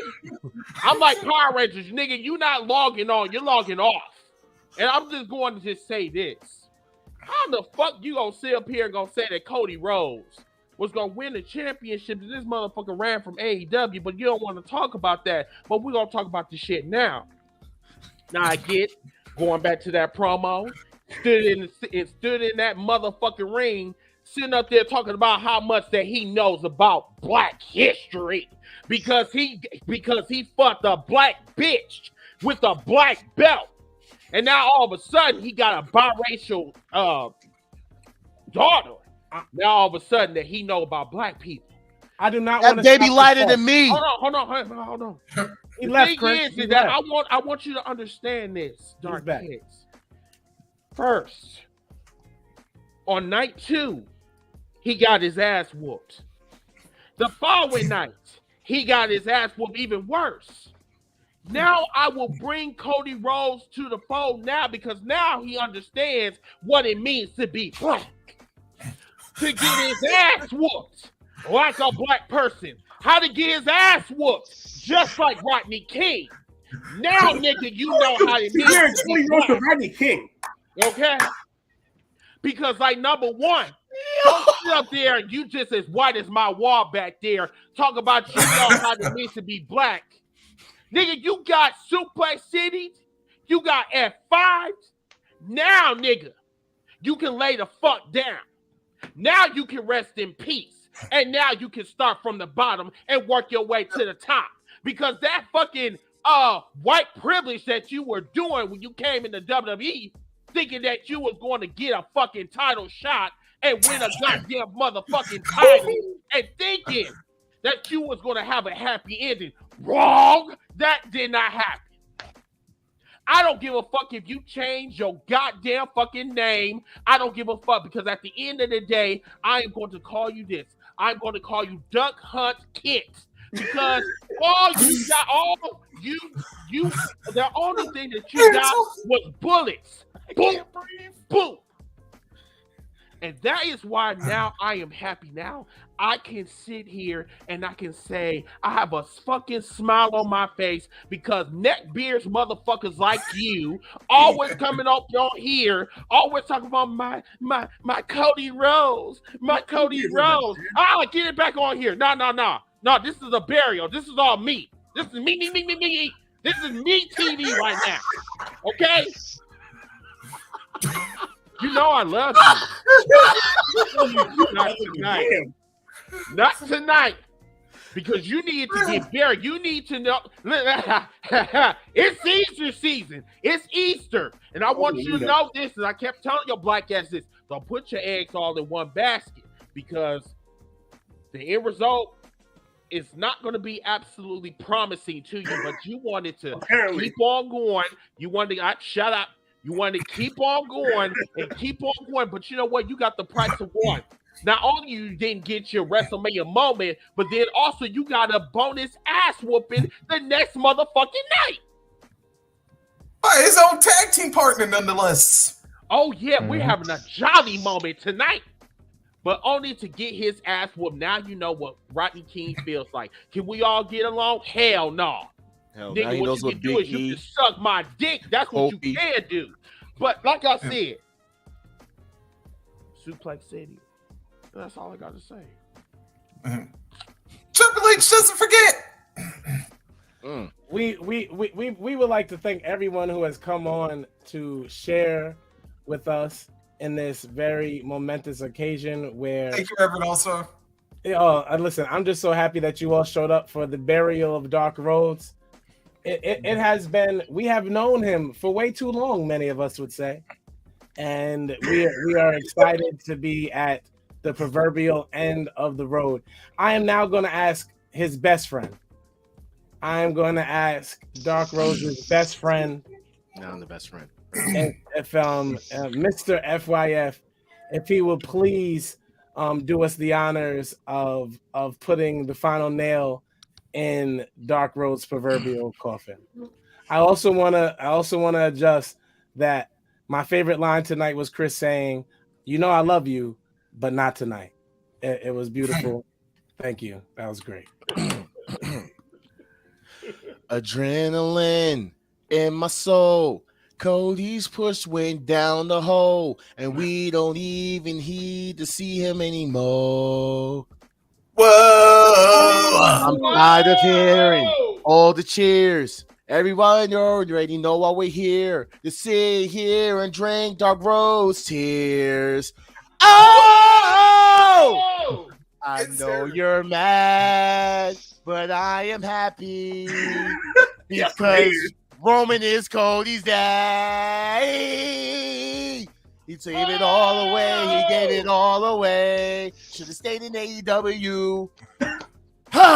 Now, I've been waiting for the fucking longest to do this. Mr. Matty Bullen, What's good? a.k.a. Dark Cunt. I ain't gonna call you Dark Cunt. Okay. Brody Hose. Okay. Okay? Yo ass. Okay. The man that made my first group of co-hosts run away because of your obsession with Cody Rhodes. First of all, Yeah, I'm going there with it. boring shit. Wait, See, you me? have been hyping this man up Lucas since he and left some other AEW. dude, they weren't shit. You It was perfect. swore man. up and down. Wait. Chris just wants you to be clear that he did not leave because of no Dark Kent. I No, did not you. Thank you. you. Oh, okay. Thank you. No, let's say the names. It was Lucas. I'm and sorry, some Dark other- Rhodes, you're not here. I'm sorry. You're Nobody's not here. Sorry. I was Yes. talking to Chris. You who You're caused like my Cena. original. We can't see Yeah. you. You who caused my original co-host to leave the show because of your antics and bullshit of hyping up Cody fucking Rhodes. You Excuse me. swore by this man for the longest. My You opinion- was drinking the fucking American Nightmare My Kool-Aid. opinion- You was sitting there believing in him and his stupid dog Kylo, who fucking got scared of fucking fireworks. You sat up there who wanted to hype him up with his Oreo ass wife who called herself a black bitch. You With a black belt. you were the one who swore up and down for months on end that Cody was not getting carried at all. Oh, Cody was not getting carried in his matches with Seth. Oh, Cody was going to win. Oh, Cody was going to win the Royal Rumble and then go and dethrone Roman Reigns because Cody's the guy. Cody's the top babyface. Cody's the top this. Cody's the top that. Cody. Cody lost, baby. You got to deal with that. Hallelujah. You got to suck it up. Hallelujah. You can't talk about Cody no more. Hallelujah. I don't want to hear the man talk about the story. Finish the story. You never finished your fucking first story. Hallelujah. You are a fraud. You have no narrative. You cheated You're on the worse than test. EC3. Mm. You can't control your narrative. Mm-hmm. EC3 was able to control his narrative more than Cody Rhodes was. I compare Cody Praise. to EC3, bro. Praise Want to Jesus. go there? Hey, Dark Your Kent. man's sat up there and made it seem like this was about his daddy. Praise Jesus. His daddy. Who swore up and down, oh, I'm doing this for my dad and my family because they never won the world title. You love my daddy. I have I to love do my this. daddy. I have to have you acknowledge me. Praise Look, Jesus. ain't nobody acknowledge you. Your baby don't even acknowledge you. Your Praise wife don't even Jesus. acknowledge you. Your brother don't even acknowledge you. The people you started a company with don't even acknowledge you. They laughed at you. That's fucked up. They laughed at you. That's fucked Hey, up. your fans even holding up the Your sign. fans. You Elevate didn't El know. Cody. Here's the thing. You came out in an interview about a month or two after you left and went to WWE. You swore up and down you was a heel in your last run. But you told everyone you wasn't a heel. Let me tell you what it is to be in a heel. The fans don't fuck with you. Mm. Praise You Jesus. didn't turn on the fans. Jesus. The fans turned on you, buddy, Jesus. because nobody believed in you. You're a joke. You're just a weirdo with a fucking weird neck tat. They threw a cock in the ring, by the way.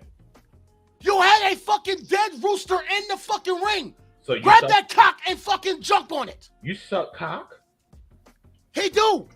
Wow. He tried to suck fucking business and it didn't work. Wow. He tried to do it with Triple H, it didn't work. Wow. He asked Stephanie to use her strap on with him and it didn't work. Wow. Let's go, Mrs. Hayes. God, You want to really go there? water. Your man's, you set up there and hype this man up. You want us to believe in him. He didn't believe in himself. Yes, Jesus.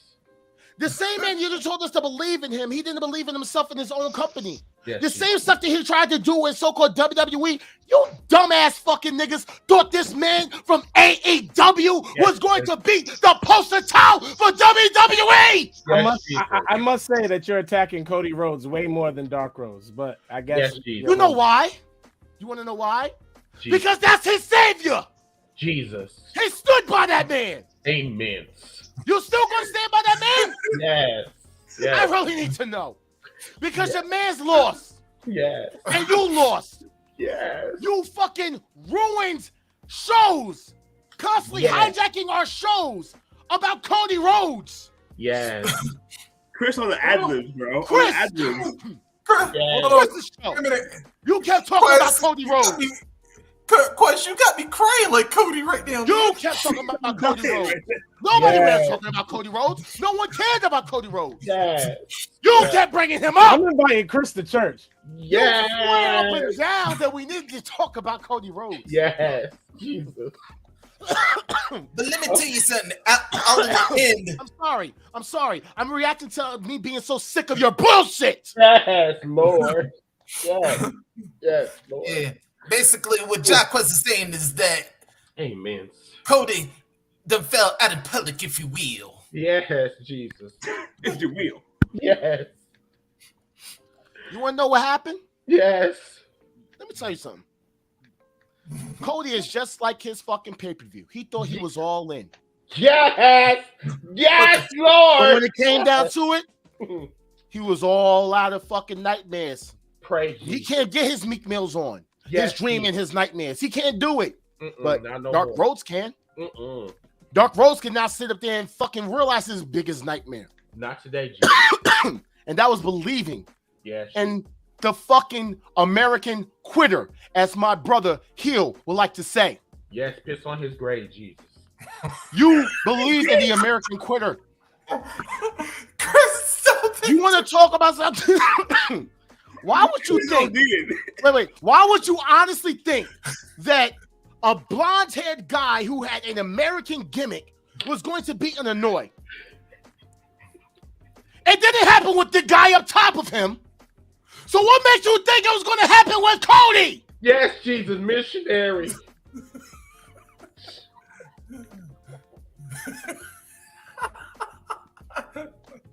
You dumbass! You made your own son try to Real swear quick. now he was a Cody fan. Real quick, that was the first time I saw the comparison picture with the Lex Luger and the Cody, and that makes me feel even worse. But continue. Yeah, you That's should. the whole point. You should. Yes, honey. Yes. You Jesus. should cry in the car.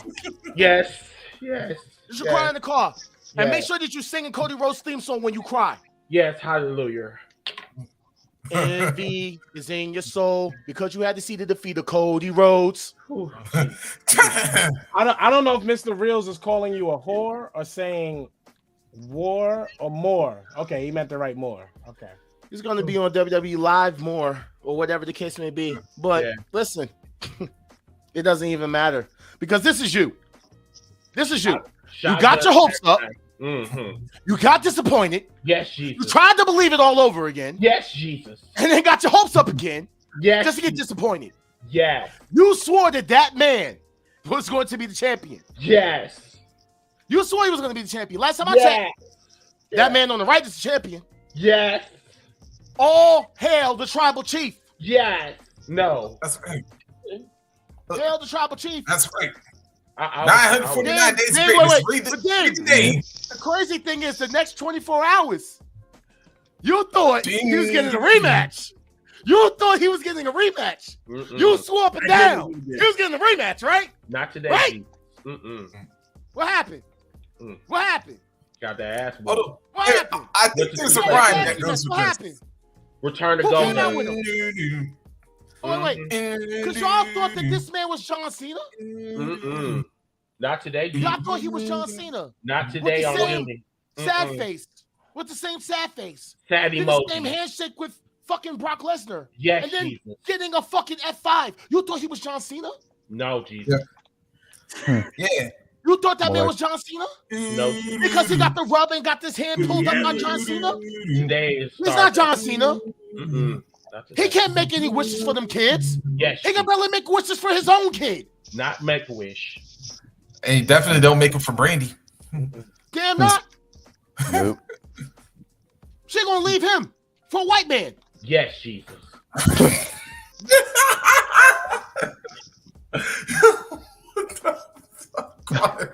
Now, Dark, what do you have to say for yourself? You want to apologize to our millions of fans? Yes, Who had to Jesus. hear you for months Do it now. cry about fucking Cody Rhodes Yes, and him being some great fucking savior to wrestling that you know he wasn't? Praise Jesus. First of all, I'm not apologizing for shit. Cody Rhodes is still. He lost. Mute him, please. All Take right. a shirt He off. lost. It For the doesn't first time matter. ever, I Take have that shirt muted. off. I just did it. That was my first time ever. Thank Normally you. it's Jacquez. I have muted Dark Rhodes. Only because we're not going to allow him to continue to be belligerent. I've said the least amount of words. I've tried to be his friend. I really have tried to be the What person. am I saying is belligerent? I'm gonna mute you again. I really have tried to Thank be the you. person in between Jacquez and Dark Rhodes, but he got to me about a week ago, and even Jacquez was surprised, and I just changed sides because at the end of the day, there's only so much a person can take. Tonight, I've heard you come to the defense of Vince McMahon. It was very weird. Tonight, we've heard you like the compare AEW to WWE, even though we talk about people doing that all the time.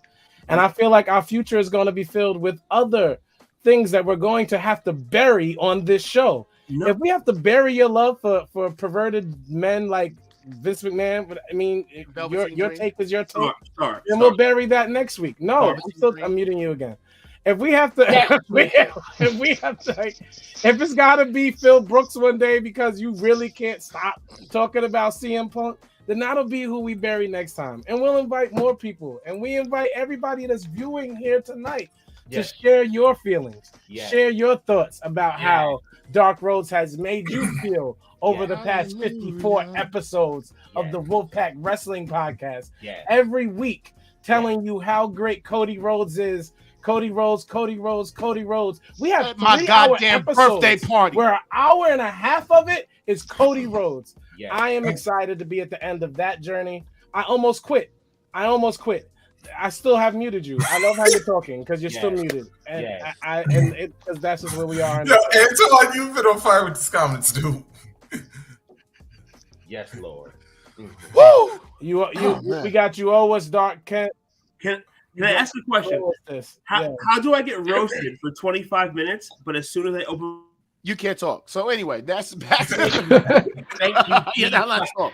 This ain't your time. This ain't your time. Listen, this our time. We had to deal with you talking for the past 54 fucking episodes. Do you know how many hours that is? Yeah. Exactly. We're not going to do this with you anymore.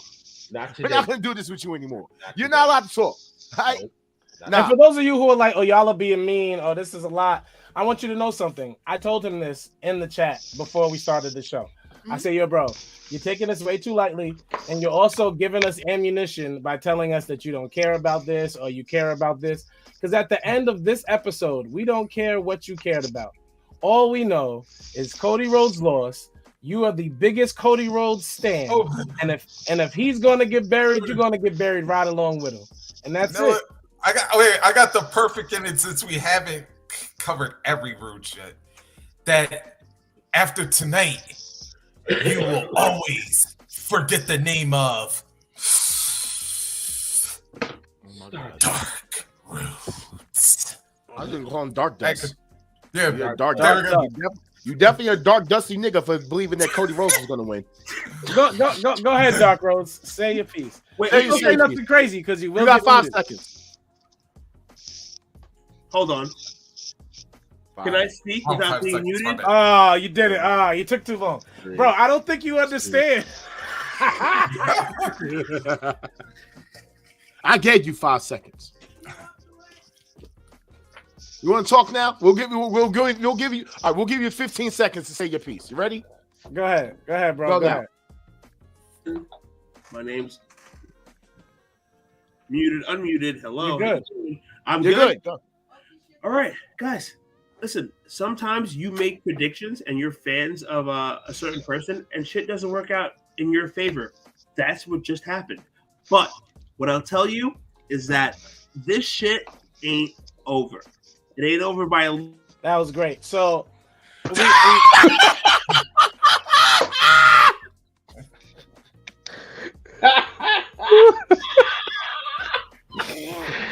Oh God! Jesus. Yes, amen. we gave him a whole extra 5 seconds. Like, Jesus. it took him 5 seconds to realize he was unmuted. I know. Like, what are we doing? What are we doing here? Like, why Right. I deal with that? What are we doing? Oh man. So all right. So can we all agree one thing? Just side note aside. Bro, Side fucking note aside. Stardust? Really? Stardust? Seth toasted to Roman's win, though. Can we just talk about that? Even Seth knows. Because even Seth knows. Yes, amen. Right. Definitely knows. Yeah. Now, let me just say this real quick, because I said this last week on the show, and I believe that you actually finally Stardust? agreed, and my beefy nipple brother over there, Yes. Yeah, you can he call actually me agreed as well. Yeah. I said this straight up, and Enforcer can agree. Hill has heard me say this. Reese has heard me say this.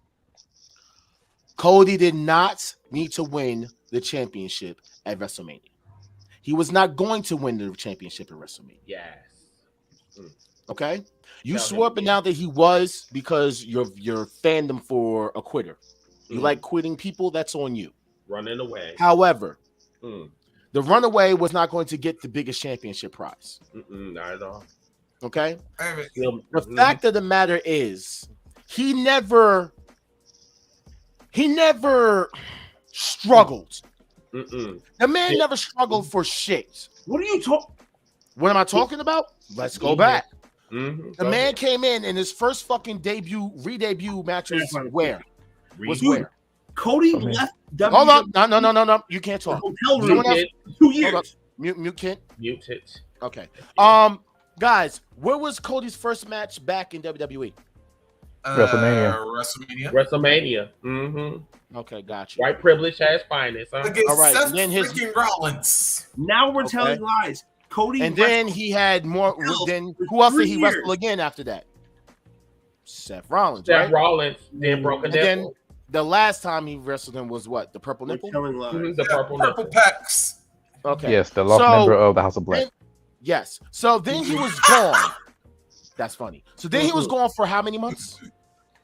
7 months, 7. 2 days, 3 minutes, and 14.7 seconds to be exact. Okay.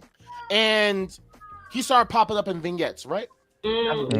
Briefly. So let me get this straight. Then he was supposed to come out in Royal Rumble, right? He was in the Royal Rumble match. Yes, he number one? Wait. I got to pause something. He did promo for Money in the Bank, and we all thought he would win that Money in the Bank. A little side note. We see what happened with that. Broke it titty. Yeah. Let's move Okay. on. Exactly. Um, Okay, continue. So let me just say this. Did he come out as number 1 in the Royal Rumble? No, Nope. Number 3. 2? no Jesus. Nope. Number 10? No Jesus. Nope. Okay. 20?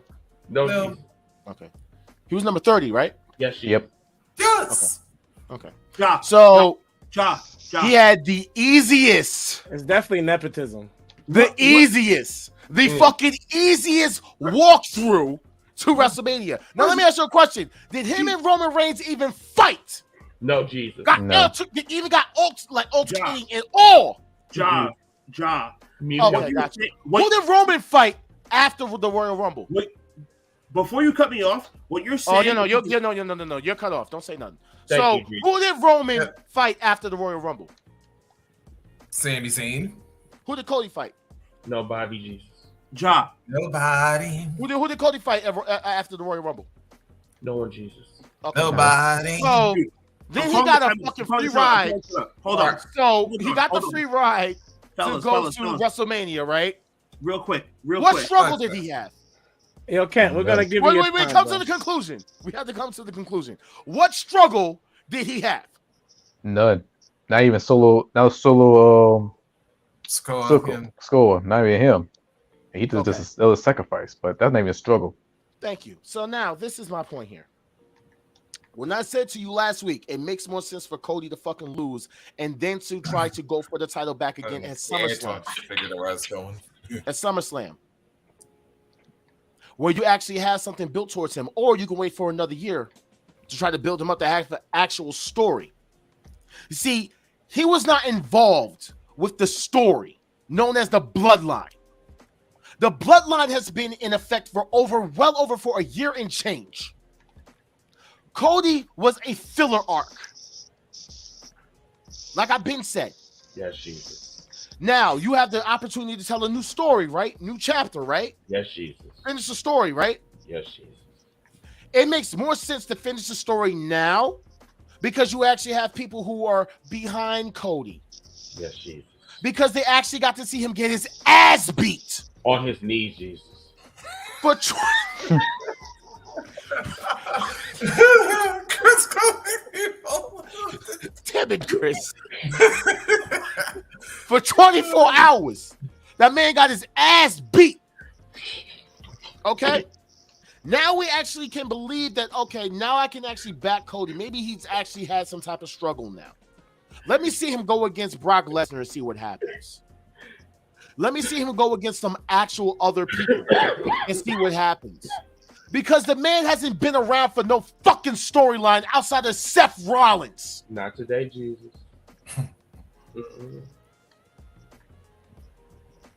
Anybody have anything to say? Because apparently, I want to know if I'm lying.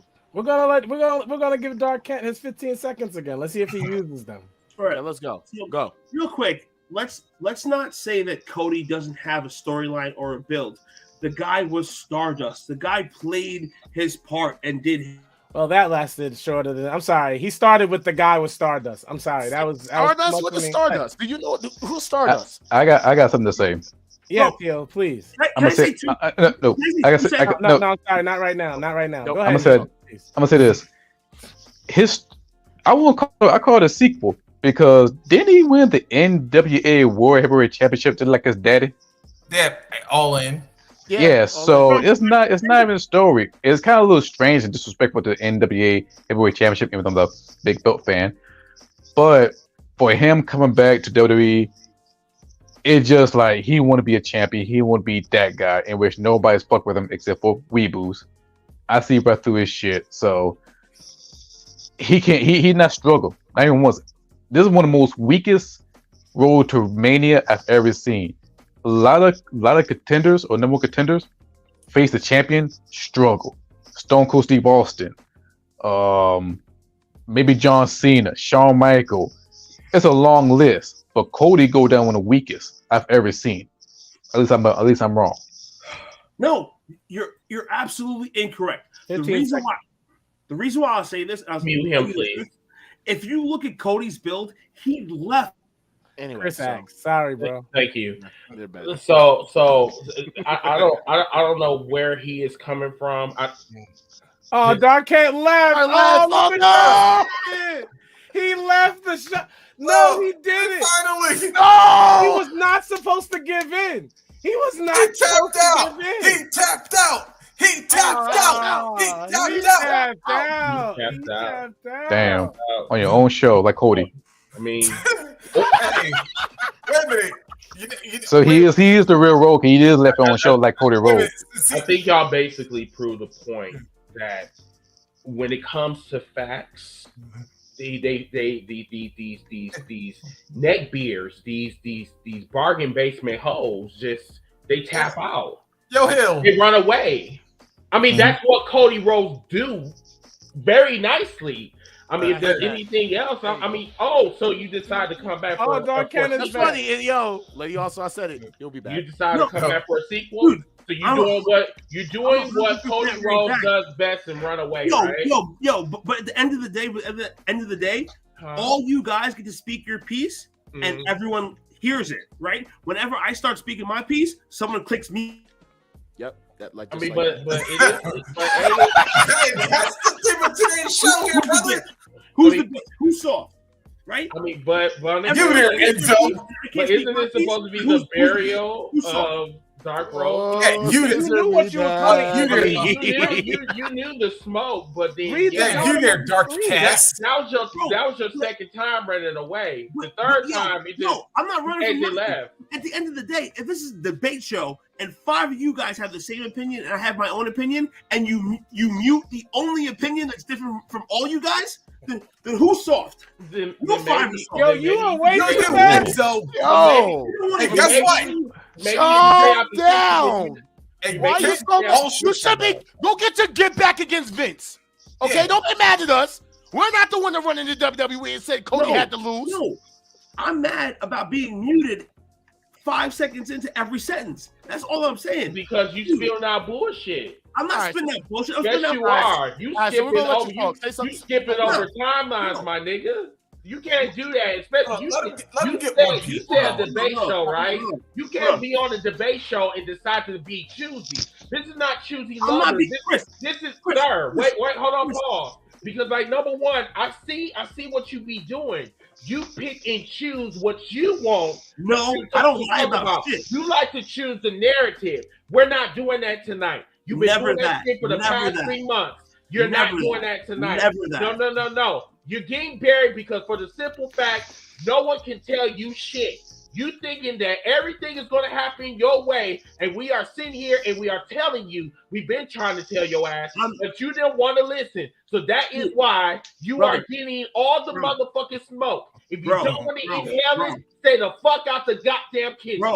Bro, I'm getting buried because I made an incorrect prediction, and I'll take that.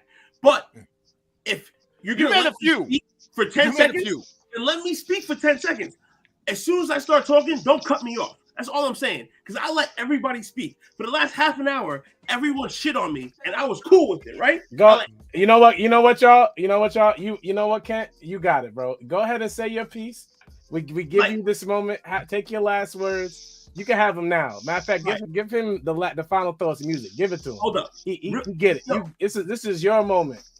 You got it. All right. So I'm gonna play the final thoughts. I'll put the final thoughts up real quick. All right, I got you right now. Hold on. Let me just give you up there. All right, Darkin, you're allowed to say whatever it is that you want to say. Are you ready? Okay. So, All right, start now. for the last half an hour, I got completely.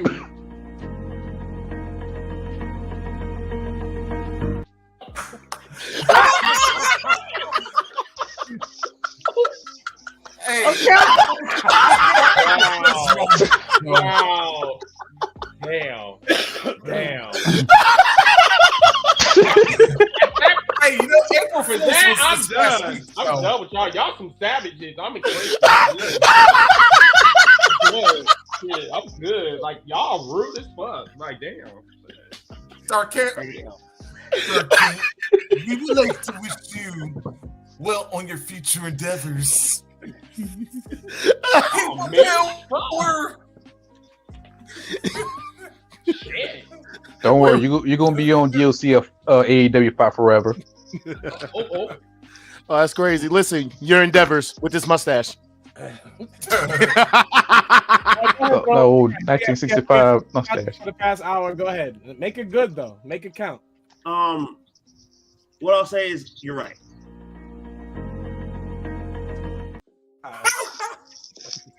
You said we're right. Wow. Can I be on the show next week? Can we talk? Because honestly, I'm taking this week as L. It's L. You're right.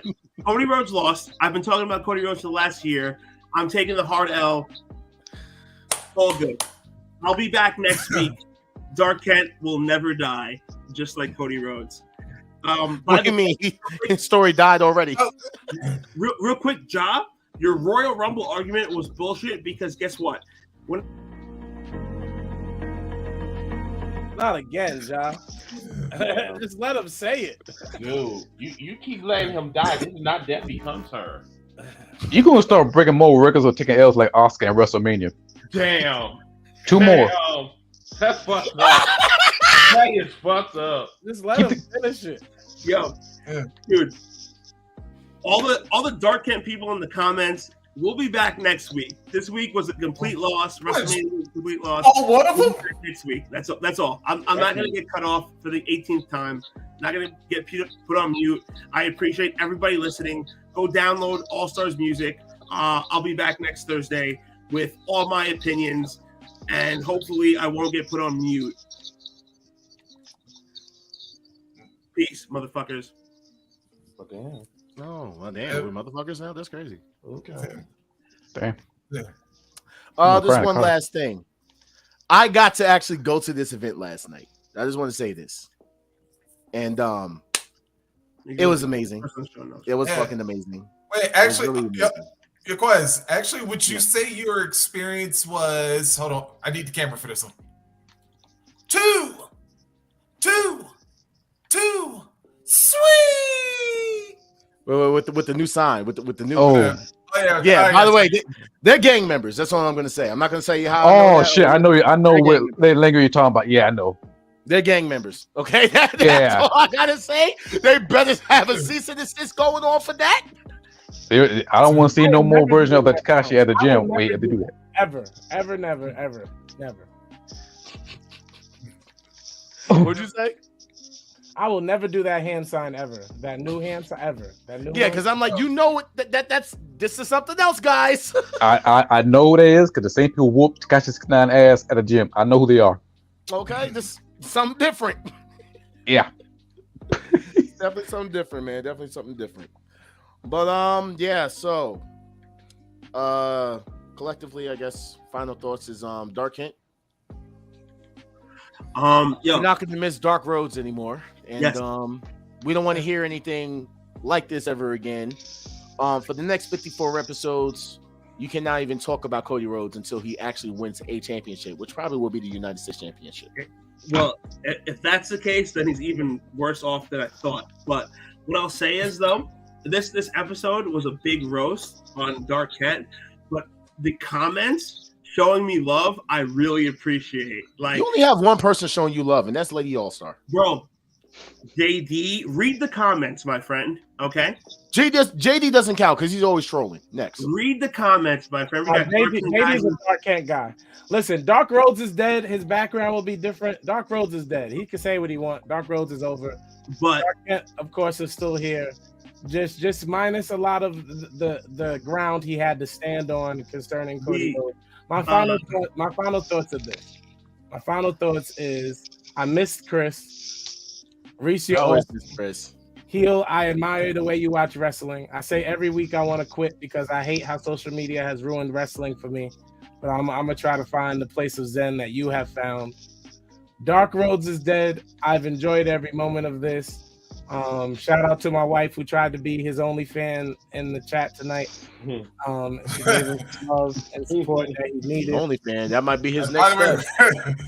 Mrs. Haynes, I love you. Wow. Dude, Mrs. Haynes,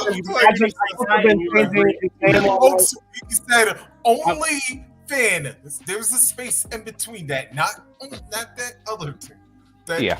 Also, shout out to Chris for the promo. Promo was super fire. You know you're nice at that. This is the Wolfpack Wrestling Podcast every 7:30. We try to have shorter episodes. We knew this one was going to be long though, because Dark Rhodes had deserved all, if not more, that we gave him. So, but listen, read the comments, bro. It's a Dark Ken show. Let's go. I love these fucking glasses. I knew I had to wear them for maybe the last week's one. Maybe the last. You know what? You know what, Twin? I really thank you. I really thank you because you were an inspiration to me. Like you're dressing like you went to a funeral. This was a funeral. This was a great burial. So I actually have to go into my closet and I had to match you. So like I'm just really fucking awesome right now because of you. It's Aries season. By the way. Look great. It's Aries season, baby. And it's duck hunt season as well. Chris, you've had a crush on All Star since like 2021. So is that true? I don't know. Or is that another failed prediction? That's how it sounds like a failed prediction, and he's projecting because of his failed crush with Cody Rhodes. Because I thought my crush was on. I don't know if you're Mandingo, but I thought it was No, I thought that was definitely you, but you're my twin though. Exactly. So how the fuck can I mean, this is not a. Never mind. What do you guys, Paul and Katie Lee Burchell? Oh God, I don't know. Listen, Dark Kent's just throwing things out there, trying anything. Yeah, you know, he's fishing for help, but he's not gonna pull back the Stardust. My shields are up, so you know anything that you try to throw at me. Wait, are your shields are up? And yeah, my shields are up. My wife's the only one in his corner. You're about to have zero friends. Exactly. You gotta have you have to have a Christian woman in your corner, you know, to keep you sane. So, yeah, you're gonna have to go get the kid again because you're gonna lose. Yeah, you know, since I love you too, you know, I know that you have to defend, you know, the person down there that shall not be named, but you know, it's cool. You know, we're cool. You know, just don't defend him next week. Just go back to business, you know, and be my fan. You know, I won't be this week, but you know. But anyway, yeah, you know where I am. You know where I'm at. Oh yes, I will be in Brooklyn too. Just to let you know too. I'm a fan of all you guys. When? Jobber Slam. I'll be down there. You're coming? Yes. Let's go! I guess we're all going to Jobber Slam. Yes, I'm going to Jobber Slam. Yes. Let's make it a party. Yes. That put the biggest smile on my face than seeing Cody Rhodes sit there in the ring and cry. Like the little bitch that he is. Hill, would you like to say anything before we go? Yes, it was my great pleasure to be in here. Barry the American Quitter. Also, you want to see Dark Rose, you can find his ass at AEW Fight Forever, which never come out. But for real, it's my pleasure. Figure that out too. That's funny. Yeah, it's my great pleasure to be here, and also Embrace Your Thirst will come out this Sunday. Dope shit to talk about. Shout out to my brothers in the Wolfpack podcast, and I would love to be back here one more time. Of course. Just make sure you do me a favor. Just talk about these niggas coming out the mini-men. Oh, yes. Yo, oh my God. No, sorry. No, you're still No. Shut up. Reese, is there anything you'd like to say? Yes. Thank you. First of all, glad to be back here on the Wolfpack again. And I just thought something. Yo, Hill. You were the one that coined the phrase for Cody calling the American Quitter, right? Yep. That just made me think of something. That maybe Kate and Cody, there's a special place that they need to go, namely Codeback Mountain. Yes. I'm just saying. But nah, in all seriousness, though. All right, that was my last dig of the show. Again, I'm glad y'all are doing 24 shows. Lord, this has probably been the most awesome episode ever. And I want y'all to keep doing y'all thing. Everybody, please keep supporting. Please keep supporting Wolfpack Wrestling Podcast. By the way, each and every Thursday night, whether it's on Facebook, on Twitch, on YouTube, wherever you find them. Yes, I see that you guys have almost 300. Y'all keep doing y'all thing. Y'all bring something different to the table each and every time. And we just hit 1,000 views on our last video. Nice. All right, the challenge. Crazy. Damn it, everybody get this one up to 2,000. Yes. Yes. Please. Perfect. Lady All-Star game. Lady All-Star Reigns. Acknowledge her. Yeah. For the honorary oops. Just remember, ooh, scissor me, daddy. Thank you very much, Reese. Nothing but love for you. All right, Josh Radamas, take us out, bro. All right, guys, just to make sure you guys do me a quick favor. Before we go, and even after you're done watching this, just make sure that you guys click that, thumbs up and like button on this video. Make sure you guys share it, and make sure that you guys are subscribing to our YouTube. Make sure you guys follow us at Instagram @ the Wolfpack Wrestling Podcast. You can find us on YouTube as well at the Wolfpack Wrestling Podcast, on Facebook, the Wolfpack Wrestling Podcast, on Twitch at WHOISQU3Z. Make sure you guys tune in and follow us so that way you're all caught up to date. We have a lot of things planned for this year. Namely, not going to be talking about Cody Rhodes anymore. We're not going to see Dark Rhodes anymore. This has been a great episode. Shout out to my peoples from Heels for Life. Shout out to my peoples from Embrace Your Thirst. And always shout out to my favorite co-host, the bearded baby face, and fuck this nigga. All right, so on that note, we're out. Bye, Hey. everybody. Peace.